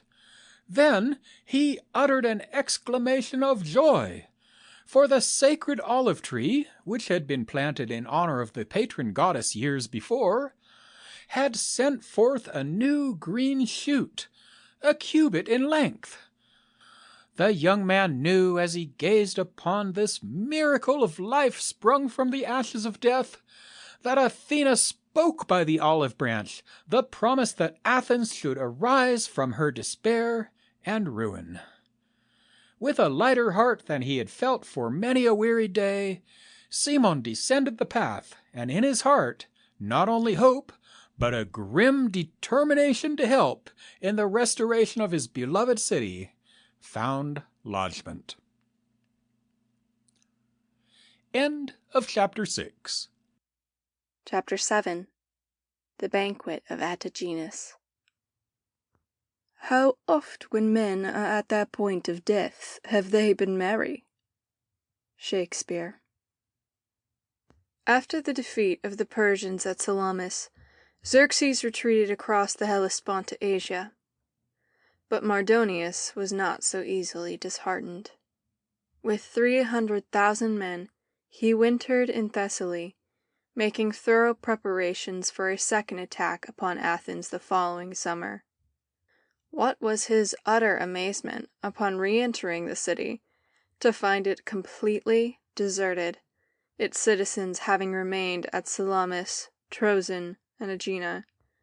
Thereupon he retreated to Thebes in Boeotia, there to await the Greek offensive, which was to be strengthened by aid from the Spartans.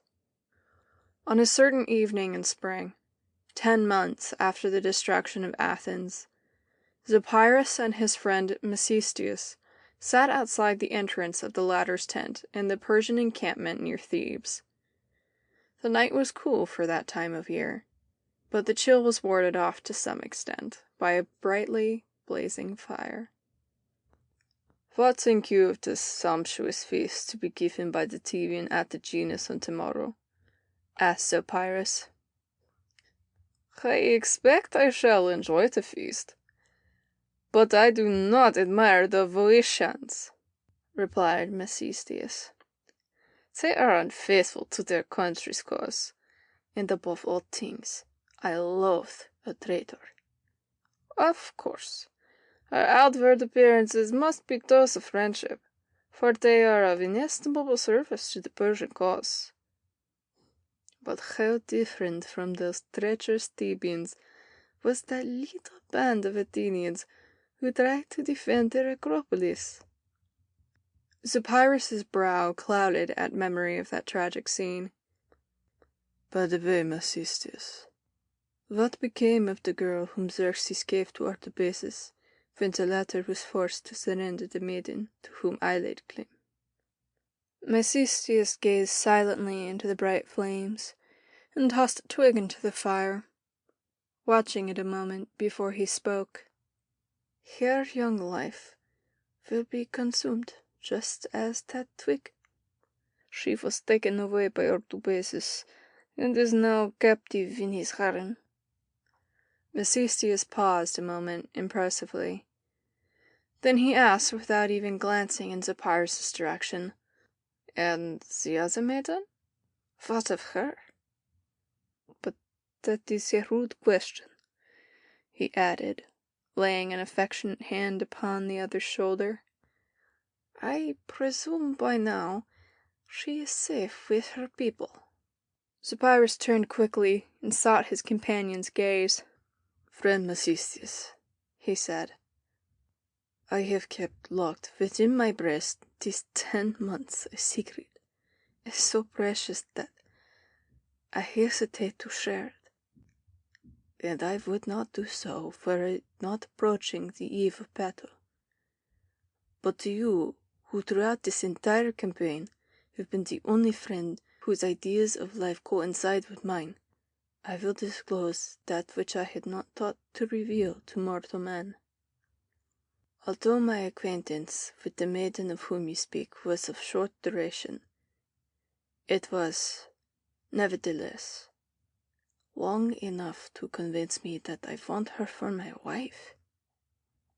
The Persian cavalryman expressed no little surprise at his friend's disclosure. "Was the infatuation mutual?" he asked. "If I possess any ability in interpreting a maiden's thoughts through her eyes, my love is reciprocated," said Zopyrus, the color mounting to his temples. "If that be the case," spoke Masistius heartily, "may Ahura Mazda bring you together after we have conquered Greece." "And if we cannot succeed in subduing the Greeks?" "Then Zeus may perform the act of reuniting you," replied Masistius somewhat bitterly. The fire had by this time died down, till only a few glowing embers remained. Zopyrus rose to take his leave. "Farewell, Masistius. To the feast. Forget the confidences of the past hour. This love of mine can avail nothing." "Of that I am not so sure, Zopyrus. The vision of a certain beautiful young woman has kept up my courage that might otherwise have failed me." With a friendly hand-clasp, the two parted. The hall appropriated to the feast was part of the private home of the Theban leader Attaginus. Through a wide entrance at one side of the hall, the guests glimpsed a court, the floor of which was of variegated mosaic tiles, forming intricate designs and patterns. In the center, a marble fountain tossed up its silvery cooling spray. Among the potted palms and ferns, birds of bright-colored plumage flitted about, adding their sweet notes to that of the cithara and flute. Rarest flowers of every hue glowed from the sculptured vases among the green foliage of the plants, and sweet spices burned in gilded tripods. Within the hall, the cedar wood tables groaned under the weight of gold and silver dishes filled with tasty viands. There were thrushes browned to a turn, fish, lentils, olive oil, cheese, fruit, cakes baked in the shape of Persian and Greek soldiers, and many desserts and dainties to induce the thirst for the wine which was to come later. The astute Attaginus had arranged his guests in such a manner that a Boeotian and a Persian occupied the same couch. In this way he hoped to stimulate the fraternal spirit between Persian and Greek. Thus Artabazus found himself occupying a couch with a Theban cavalryman by the name of Timogenitus. Masistius discovered his companion to be a certain Theban Asopodorus, while Mardonius and Attaginus were partners. Zopyrus, being an inferior officer to those mentioned, sat among others of equal rank with himself at an end of the hall. In spite of the revel and festivity about him, He labored in vain to throw off a sense of depression. To one of his nature, it was impossible to forget the probable tragedies of the morrow in the carousel of merrymaking of today. These men about him were trying to veil sorrow with levity, a thing that men have done for countless ages, and probably always will. The last expiring effort to enjoy life while it is still in their possession. A desire to crowd out of consciousness the possibility of oblivion by a present rapturous delight in the reality of existence. The Greek who sat with Zopyrus observed his nonchalance, and endeavored to encourage conversation. He plied Zopyrus with questions as to his native city, the details of the campaign from Sardis to Thessaly, until the Persian was forced to make similar inquiries in regard to the Boeotian, who he learned was a citizen of Orchomenus, by the name of Thersander. At the close of the above-mentioned courses, servants entered and moved noisily about, putting wreaths on the heads and around the necks of the guests, and pouring upon them sweet-scented ointment. At this point in the feast, Attaginus arose, and all eyes were turned in his direction. "We will appoint a symposiarch by lot," he explained, "so that Greek and Persian will be treated fairly."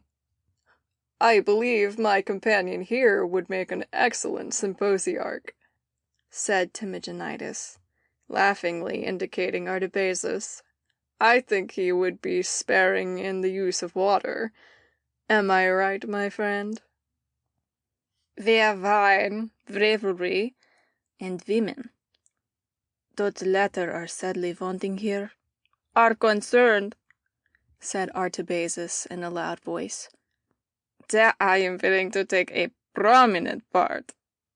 "I am sure you would prove an excellent symposiarch," courteously replied the host, "but we will tonight follow the usual custom, and cast lots for that service." The lot fell to Masistius, before whom the servants placed a large ornate mixing bowl upon a handsome golden salver. In accordance with his practice of moderation in all things, Masistius used 3 parts of water to 2 of wine, much to the disgust of Artabazus and a few others present. "Masistius," called Artabazus, "this may be the last wine we drink here on earth, so beware of mixing frog's wine. Make it strong enough for us to forget in it the threatening dangers of tomorrow. Add some more of that which our host says comes from Lesbos." The symposiarch ignored the latter's remarks. His large, well-built frame, as he performed his task, attracted the attention of all the banqueters. If he attained such superb physique with 3 parts of water and 2 parts of wine, we can do no better than to follow his example, said one. "It is said there is none braver among the men of the cavalry," remarked another. To all this conversation, Zopyrus was a silent listener. His eyes rested with fond approval upon the manly form of his friend Masistius. He watched closely the frank, open countenance, and was well pleased with the jovial, but at the same time dignified, demeanor. How would it fare with Masistius on the morrow? Of himself he did not think. He was presently aware that Artabazus was addressing the banqueters generally. "You Greeks actually do not seem to miss the presence of women at your banquets. Now to me, for my tastes are so refined, the presence of feminine beauty adds a charm to which no amount of flowers, birds, or music can as a substitute." The Greek Ossipodorus now spoke. His voice, in contrast to the raucous accents of the Persian, fell pleasingly upon the ears of the feasters. "We Greeks believe in a unit of love, in which love of beauty, of wealth, sensual love, intellectual love, and many others are but earthly modifications of the true and the good. Thus, a love which satisfies the aesthetic can take as great a delight in the manly strength of a youth's body as in the graceful, softer lines of a woman's form. Ah, thought Zopyrus, many of these Greeks think and feel as Athenians. Their adoration of loveliness in any form is their outstanding characteristic. They love the beauty of this earthly paradise in which they dwell. Yet, because they love power less, they are turning over their beautiful land to foreigners. If only I had been born a Greek. He glanced at Thersander. I am half Greek, and may the gods smite me if I do not look more Greek than this fellow near me. If it were not for Masistius, whom I love as a brother, I believe I should not tolerate seeing this fair land overrun by such as Artaxerxes, and many another eastern despot. Although the wine was not strong enough to intoxicate if taken in moderation, the spirits of many of the guests were rising as the evening wore on, owing it to excessive drinking. At length 6 girls, whose hair was entwined with daisies, appeared at the entrance to the court. Each held a lyre and sang as she moved lightly on tiptoe between the tables. They were modestly attired, so as to not offend the taste of the most fastidious, for Attaginus was a conservative man, and much respected in Thebes. So much for your love of the aesthetic, Attaginus, laughed Mardonius, winking at the Theban. In accordance with your theory, why did you not have some handsome youth dance with the lyre? Because, replied Attaginus, the male figure does not appear as well in a dance. But I could have put on a wrestling match that I think would well have pleased my guests. The girls will prove far better entertainers, said Artabazus, who had overheard the conversation. But why are their charms so hidden? They might have better been a group of priestesses than dancers amid the revelry and loud clamor of a banquet. The evening wore on in this fashion, the feasters trying to outrival one another in attracting the attention of the 6 damsels. When the singing and dancing were at an end, and the maidens had disappeared, the conversation turned to the more serious matters of the approaching battle. Mardonius spoke. The Athenians will regret their refusal to form an alliance with us against the Peloponnesians. Remember Thermopylæ, my friend, and do not forget that Salamis was an Ephibato. Athens' powerful navy would avail her not in the approaching conflict. Your great leader speaks most encouragingly, my friend, said Thersander, addressing Zopyrus. Wherefore are you so downcast? Zopyrus paused a moment before replying, then said in a voice low enough to be audible only to his companion. Since you have now partaken with me at the same table, I desire to leave you with some memorial of my convictions, the rather in order that you may be yourself forewarned, so as to take the best counsel for your own safety. Do you see these Persians here feasting? And did you observe the army which we left yonder encamped near the river? Yet a little while, and out of all of these, you will behold but a few surviving. Thersander replied, Surely you are bound to reveal this to Mardonius and to his confidential advisers. But the Persian rejoined, My friend, man cannot avert that which God had decreed to come. No one will believe the revelation, short though it may be. Many of us Persians know this well, and are here serving only under the bond of necessity. And truly, this is the most hateful of all human suffering, to be full of knowledge and at the same time to have no power over any result. Zopyrus was himself amazed at his own frank outburst.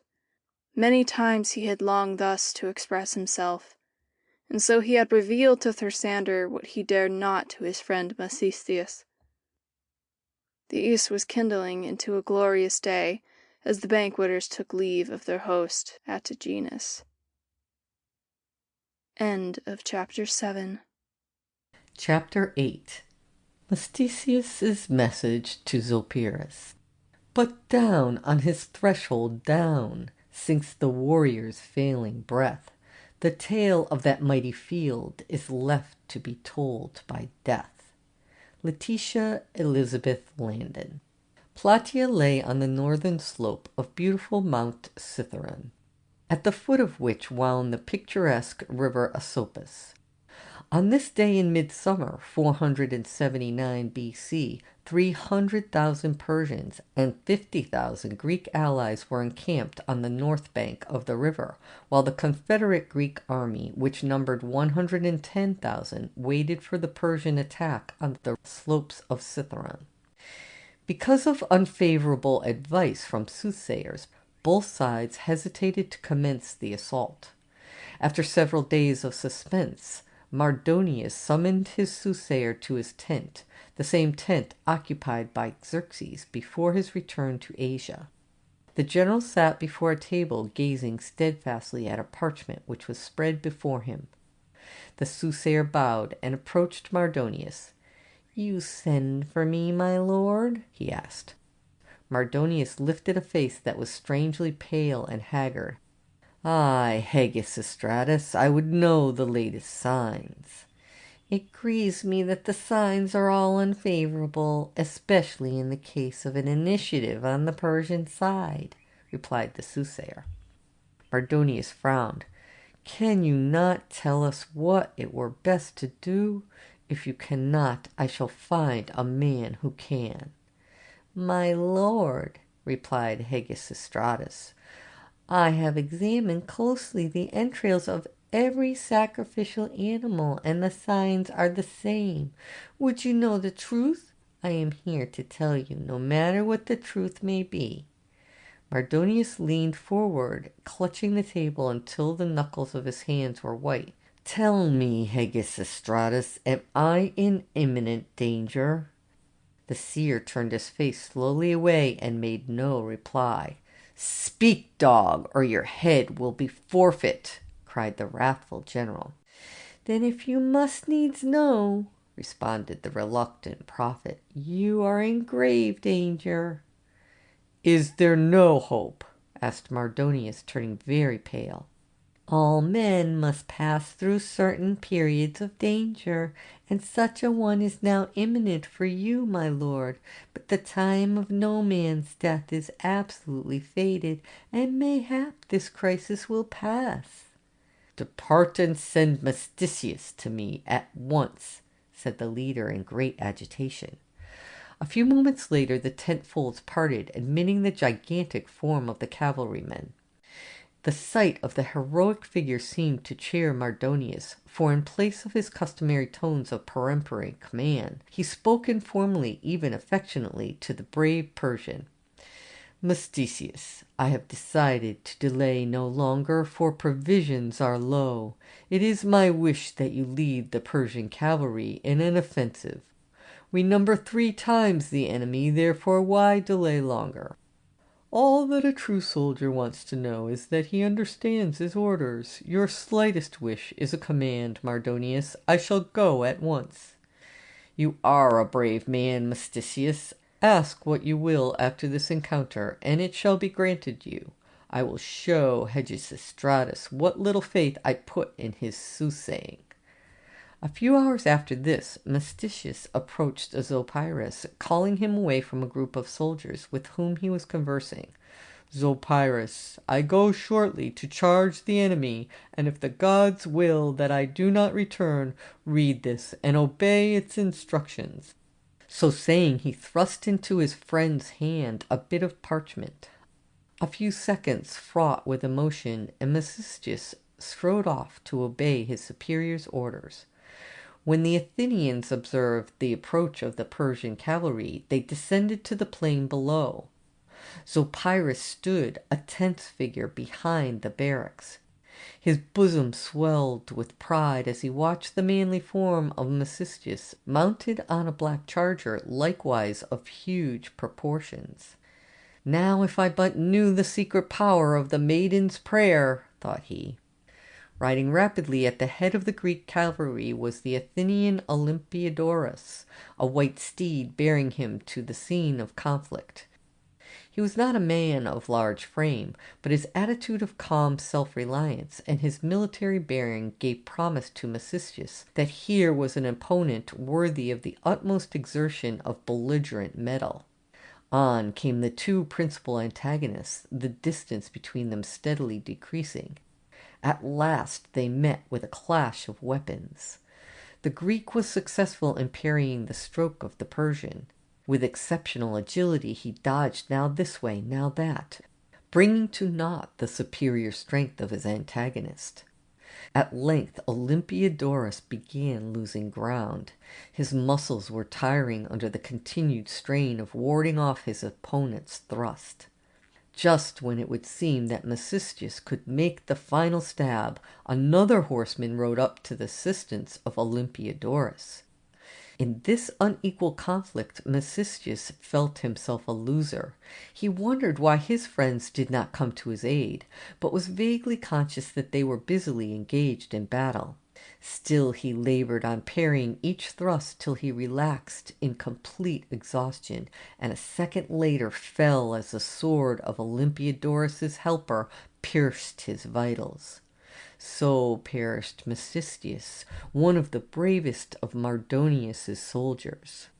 From his position behind the bulwarks, Zopyrus witnessed the death of his dearest friend.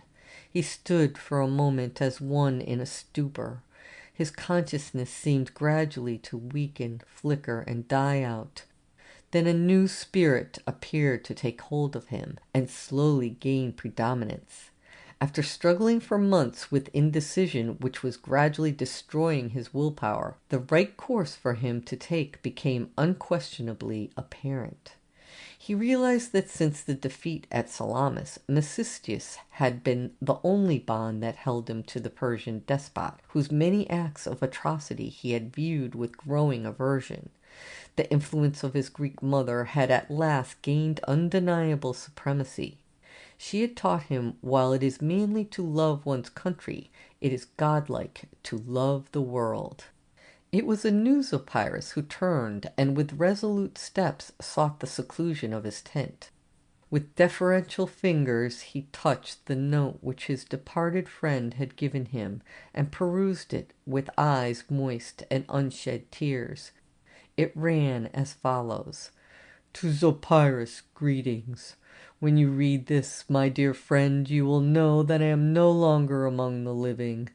My one regret is that I cannot carry out in the body that which I planned. Would it be asking too much of you, my friend and comrade, to undertake that which death makes impossible of accomplishment? Do you remember the eve of the Thebans' banquet, when you confessed to me that you loved a Greek maiden whom you returned unharmed to her people? I did not tell you that a somewhat similar experience has been mine. But to make this clear to you, I must go back to the moment upon the Acropolis in Athens, when Xerxes gave you the girl whom Artabazus had seized. If you are not too busy with your own affairs, you will remember that after granting this maid to you, Xerxes then told Artabazus to take the other girl.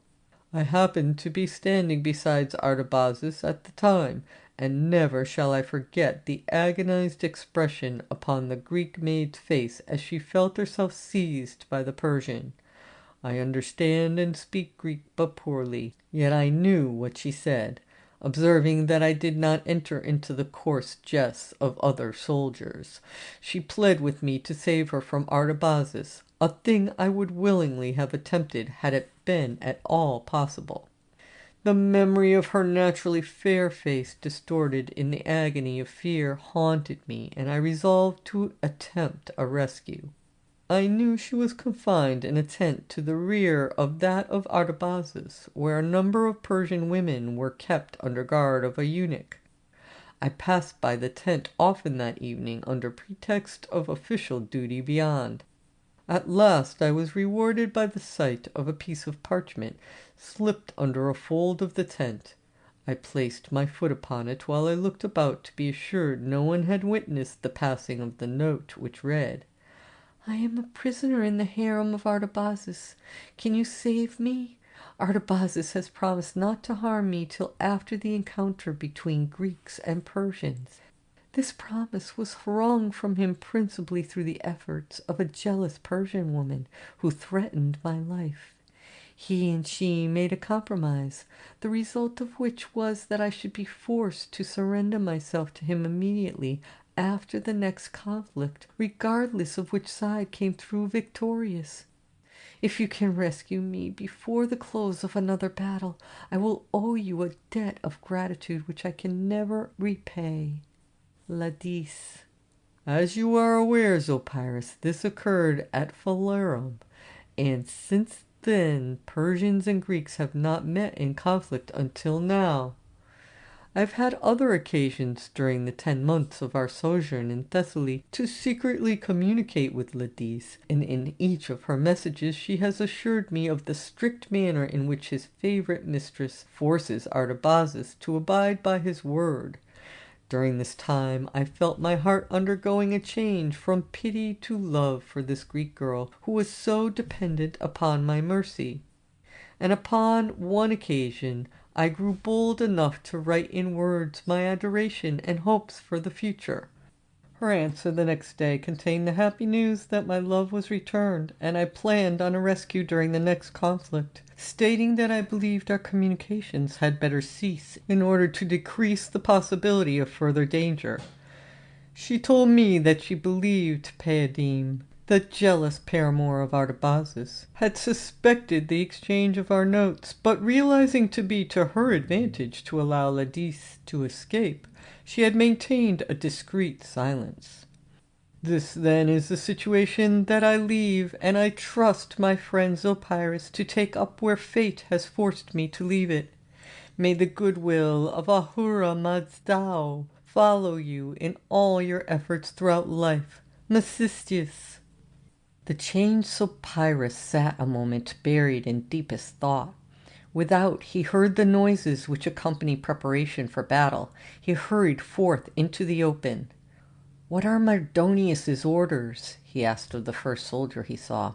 "Look for yourself," cried the fellow excitedly, "and you will know what his orders must be."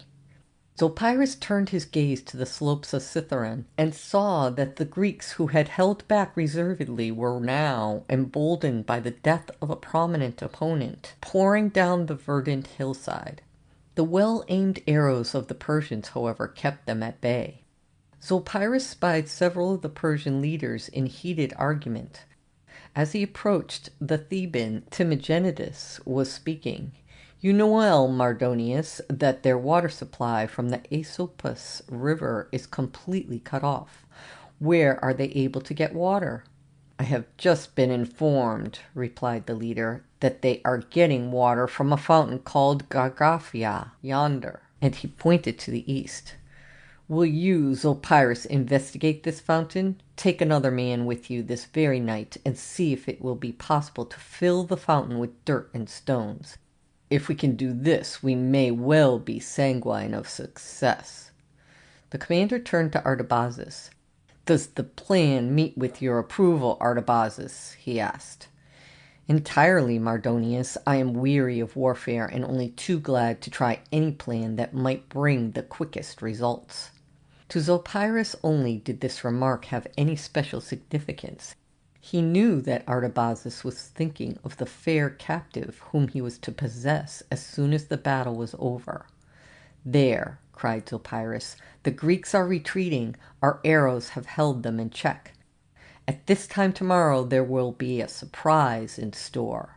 It was true. The Greeks were fleeing from the open plain to the shady recesses of the mountain, there to rally for a renewed defense on the morrow. On the silken covers of a couch in a remote corner of the tent, which was occupied by the women of the harem of Artabazus, lay the grief-stricken form of the Greek captive Ladice.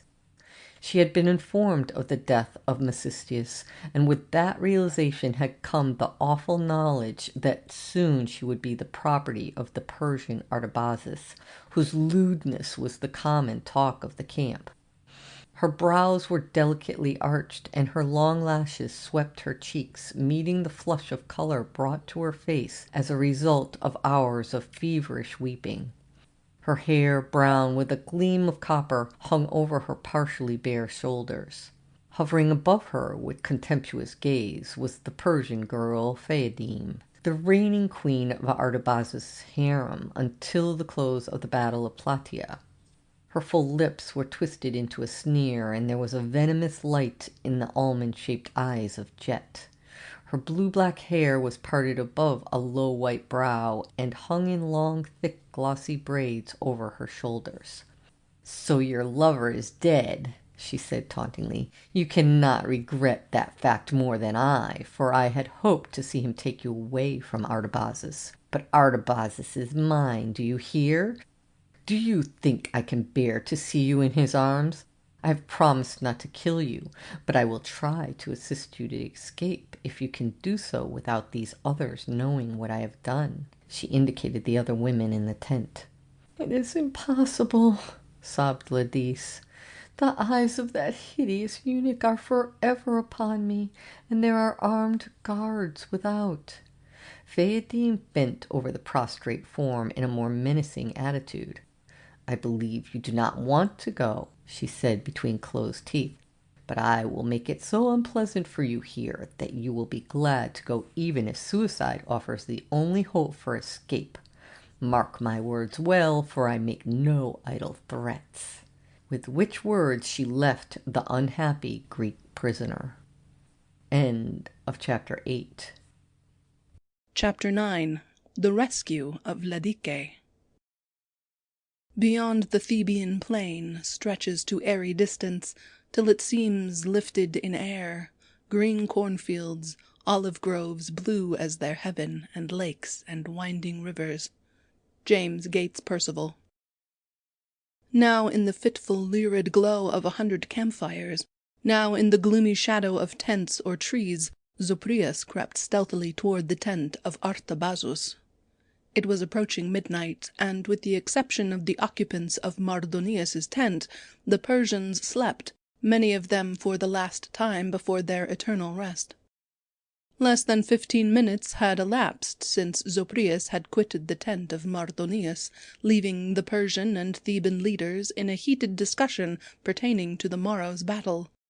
He felt assured that affairs of war would detain Artabazus for at least a half-hour, and possibly longer.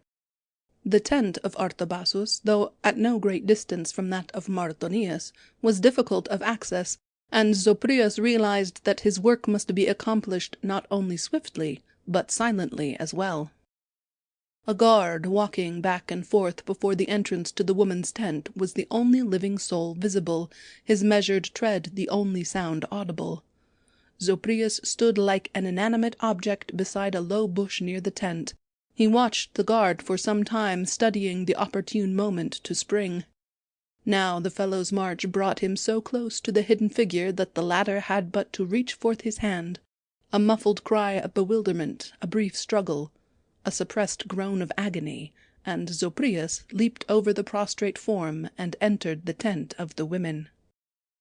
The eunuch, a creature of repulsive form and malignant countenance, stood just within the entrance. The noise of the struggle, brief and silent though it was, had reached his ears. With the stealth and agility of a panther he approached and leaped upon his prey as the latter entered. With dagger raised aloft, he would have dealt a fatal blow, had not Phidime, with the strength of an Amazon, held his arm as it was about to descend. "Wait, Amorges," she cried. "Do not harm this man till we learn his mission." Turning to Zopyrus, she said, "Speak, stranger, what would you in the harem of Artabazus?" Zopyrus glanced quickly about him at the silken hangings, richly broidered, at the heavily woven tapestries which adorned the sides of the tent, at panels composed of the variegated plumage of birds and gloriously flashing jewels, the beautifully gowned women who surveyed him with their unabashed curiosity, their shining black eyes flashing their appreciation of the unusual over the tops of fans of ostrich feathers. He turned again to Phidime. "I seek one Ladice by name, a Greek girl brought here against her will." "Just a moment, I will bring her." To the eunuch she whispered aside, "I will fetch a gag, do not touch him yet." She returned shortly with Ladice, whose appearance of unutterable wretchedness wrung Zopyrus's heart. "This officer says he has come to take you away, Ladice," said Phidime, giving a sidelong glance at the girl to observe her reception of the news. The Greek maiden took a step forward, gazing earnestly into Zopyrus's face. "It is not he. No, it is not he. But tell me he is not dead." Zopyrus spoke gently. "I must confirm the ill news, fair maiden. Masistius died heroically on the field of battle, and I am to succeed him in an attempt to rescue you."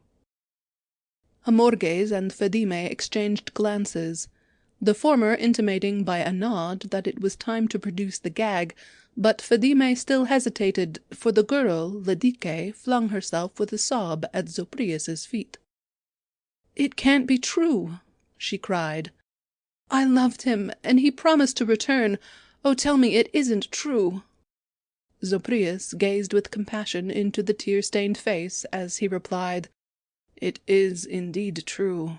But tell me, do you really wish to escape from the clutches of Artabazus?" The girl glanced furtively about her in horror, as if she expected to see the odious form conjured before her at the mention of his name. "Yes, I will do anything to escape from him, and if—" But her words were cut short by a muffled cry of terror. Phidime had seized the eunuch and forced the gag into his mouth. "Come, help me bind him," she called loudly to Zopyrus. It was the work of a few moments, and when they were finished, poor Amorges lay in one corner of the tent, prone and helpless. "You may depend upon me to help you in this project," Phidime said to Zopyrus. "It is necessary to lay bare to you the secrets of a woman's heart. I love Artabazus, and in his affections I have held first place, till this Greek girl," here she cast a scornful glance at Ladice, "was brought here, and after this battle was fought she would have been his. You see, it is to my interest to get her away, and to that end I will lend you my assistance. Perhaps we had better kill the eunuch to be assured of our safety. What say you?" Amorges's eyes fairly started out of their sockets as the two approached. Seeing that the threat had proved effectual, Phidime spurned the defenseless body with her foot and asked, "Will you intimate to Artabazus upon his return that violence was done you by the soldier who rescued Ladice, and that I tried to help you?" The wretched fellow indicated affirmation as well as his bonds permitted, and Phidime turned to Zopyrus and Ladice. "Now go, and may success crown your efforts." "Before we go," said Zopyrus to Ladice, "you must don this garb to facilitate our escape." He held out to her a bundle of dark clothing. The girl withdrew to an adjoining chamber and soon appeared in the uniform of a Persian foot soldier. "Your disguise is excellent," exclaimed Zopyrus delightedly. "Now let us hasten." And with a brief expression of gratitude to Phidime for her share in the escape, he and Ladice took a hasty departure. Only the glowing embers of campfires remained. The flickering, deceptive shadows that had annoyed Zopyrus in his approach to the harem tent had disappeared, and in their stead the encampment lay around the fugitives in the tranquil light of a full moon, the white tents gleaming like snow-covered hillocks. Already the Persian felt that this omen presaged success. They threaded the narrow alleys which separated the tents in silence, so as not to betray their presence, and arrived without mishap at an intersection of alleys about 30 yards from the tent of Mardonius. "Let us turn to the left here," whispered Zopyrus, "and thus avoid passing Mardonius's tent." Scarcely had the words escaped his lips when the sound of footsteps and low talking broke the silence. "What is your hurry? Why will you not abide the night with Mardonius till we decide whether or not it's advisable to attempt to cut off the Greek reinforcements?" questioned the voice of Aspodorus. Then, to the horror of the fugitives, the voice of Artabazus made answer. "Tomorrow will be time enough for that. I am weary of consultations of war, and who knows if I be living tomorrow at this time? I have a fair Greek captive who will this night help me forget the dangers of the morrow, and to her I now go despite my promises to await the close of battle." It was now too late to turn without arousing the suspicion of the approaching Artabazus. Zopyrus could feel the trembling hand of the girl upon his arm. "Have courage," he whispered, "and say not a word." Artabazus's features expressed surprise at meeting anyone at this time of night. "Well, if it isn't Zopyrus, have you turned somnambulist?" he asked jocosely, but with a hint of mistrust in his voice. "You forget, Artabazus, the task I am this night to perform at the fountain of Gargafia. By the time I reach its vicinity, the moon will be low." "To be sure, I remember now. But whom have you with you?" questioned the officer curiously. "Mardonius bade me take a man with me, and this youth wished to go," replied Zopyrus with an air of indifference. Artabazus looked disapprovingly at the slight figure of the foot soldier. "He doesn't look very capable," he remarked. "Nevertheless, he is courageous, and though young, I decided to try him out." "What is your name?" asked Artabazus of the silent figure. The question took Zopyrus completely by surprise, but with joy he observed that Ladice maintained discreet silence. "His name is Ladice," answered Zopyrus. "And now, if you will permit, we must be on our way, for a great deal depends upon this mission." As soon as Artabazus was out of hearing, Zopyrus said to his companion, "That was indeed a narrow escape. And now we must hasten with all possible speed, for Artabazus will begin pursuit as soon as he learns of your escape." "Halt! Give the password!" demanded the sentry at the edge of the encampment. Zopyrus easily made known his identity to the sentinel, who was apprised of his mission to Gargafia. Once beyond the confines of the camp, the two breathed more freely. The soft breeze which fanned their cheeks was laden with the vernal odours of field and forest. The meadows through which they sped were dotted with field lilies and asphodel, myriads of them, their white blossoms gleaming from the grass like the stars from heaven, till it seemed to the fugitives that in their flight earth and sky had changed places, and that they trod the Milky Way. "How far is it to the fountain of Gargafia?" asked Ladice, after they had gone for some time in silence. Zopyrus paused a moment, scanning his companion's face to ascertain whether or not she had put her question seriously. Assured that she was in earnest, he continued his pace, talking the while. "You are not with a Persian soldier, as you suppose, my little friend. Zopyrus the Persian ceased to exist when he witnessed the death of his comrade Masistius. My father was a Persian, satrap of Sardis, my mother a Greek, whose parents were Athenians. My environment forced me to don uniform and follow the Persian king, but the natural heritage from my mother, and her early tutelage, caused my soul to cry out continually against the actions of my body. For months I was a prey of weakness and indecision. My every act was accomplished after agonizing periods of vacillation. My willpower was being destroyed, and though cognizant of the fact, I seemed powerless to retrieve the volition I once possessed. With the death of Masistius, all bonds of honor with the Persians seemed severed, and I pledged myself to save Athens if it were not already too late. If I seem a traitor in your eyes, judge me not too harshly. Gold is not my motive, for I shall be poorer for this choice I have made. Safety is no object, for I intend to make atonement by wielding the sword in the Greek cause. Have I convinced you, fair maid, that my incentives are pure, and that I do well to allow this determination to supersede my former hesitancy?" He was satisfied with her ready nod of assent. At last they reached the entrance to Oak Head's Path, by which means they would be enabled to cross Mount Cithæron. Their progress was greatly impeded by the dense tangle of underbrush. The branches of trees met overhead, forming a canopy of foliage so thick that the moon's beams could not penetrate. For hours the crackling of twigs underfoot and an occasional hoot from some night owl were the only sounds that disturbed the tranquillity of the night. Suddenly Ladice stopped, and asked abruptly, "Did you hear that?"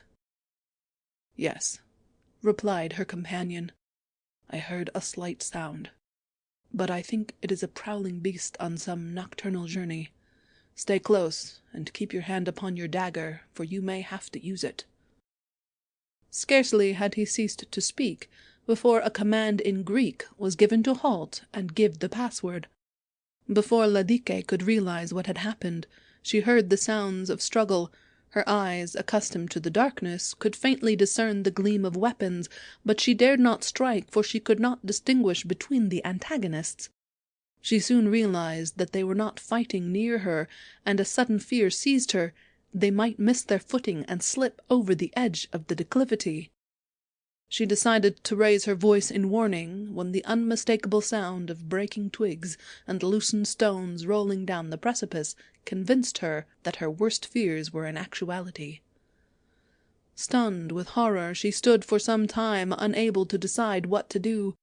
At last, dreading that Artabazus might now be well on his way in pursuit of her, she pressed on in an agony of fear.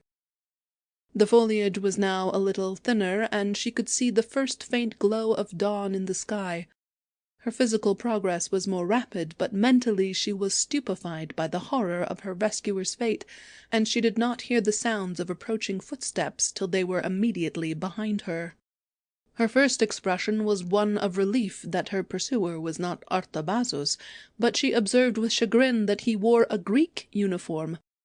Raising her eyes half fearfully to his face, she uttered an exclamation of joy. It was Zopyrus. "I am glad I did not have to kill the fellow to get this uniform, for I am a Greek. His neck was broken in the fall, and as for me—" He pointed to his right arm, which hung useless by his side. "I'm afraid I shall not be of much service to Greece." Ladice opened her knapsack, and tore from her dress a strip with which she dexterously bandaged the broken member.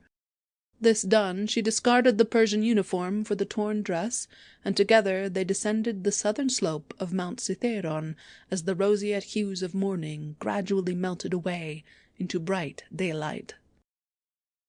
End of Chapter 9. Chapter 10. A Venture at the Eve of Battle. There nature moulds as nobly now, as ere of old, the human brow, and copies still the martial form that braved Plataea's battle storm. William Cullen Bryant.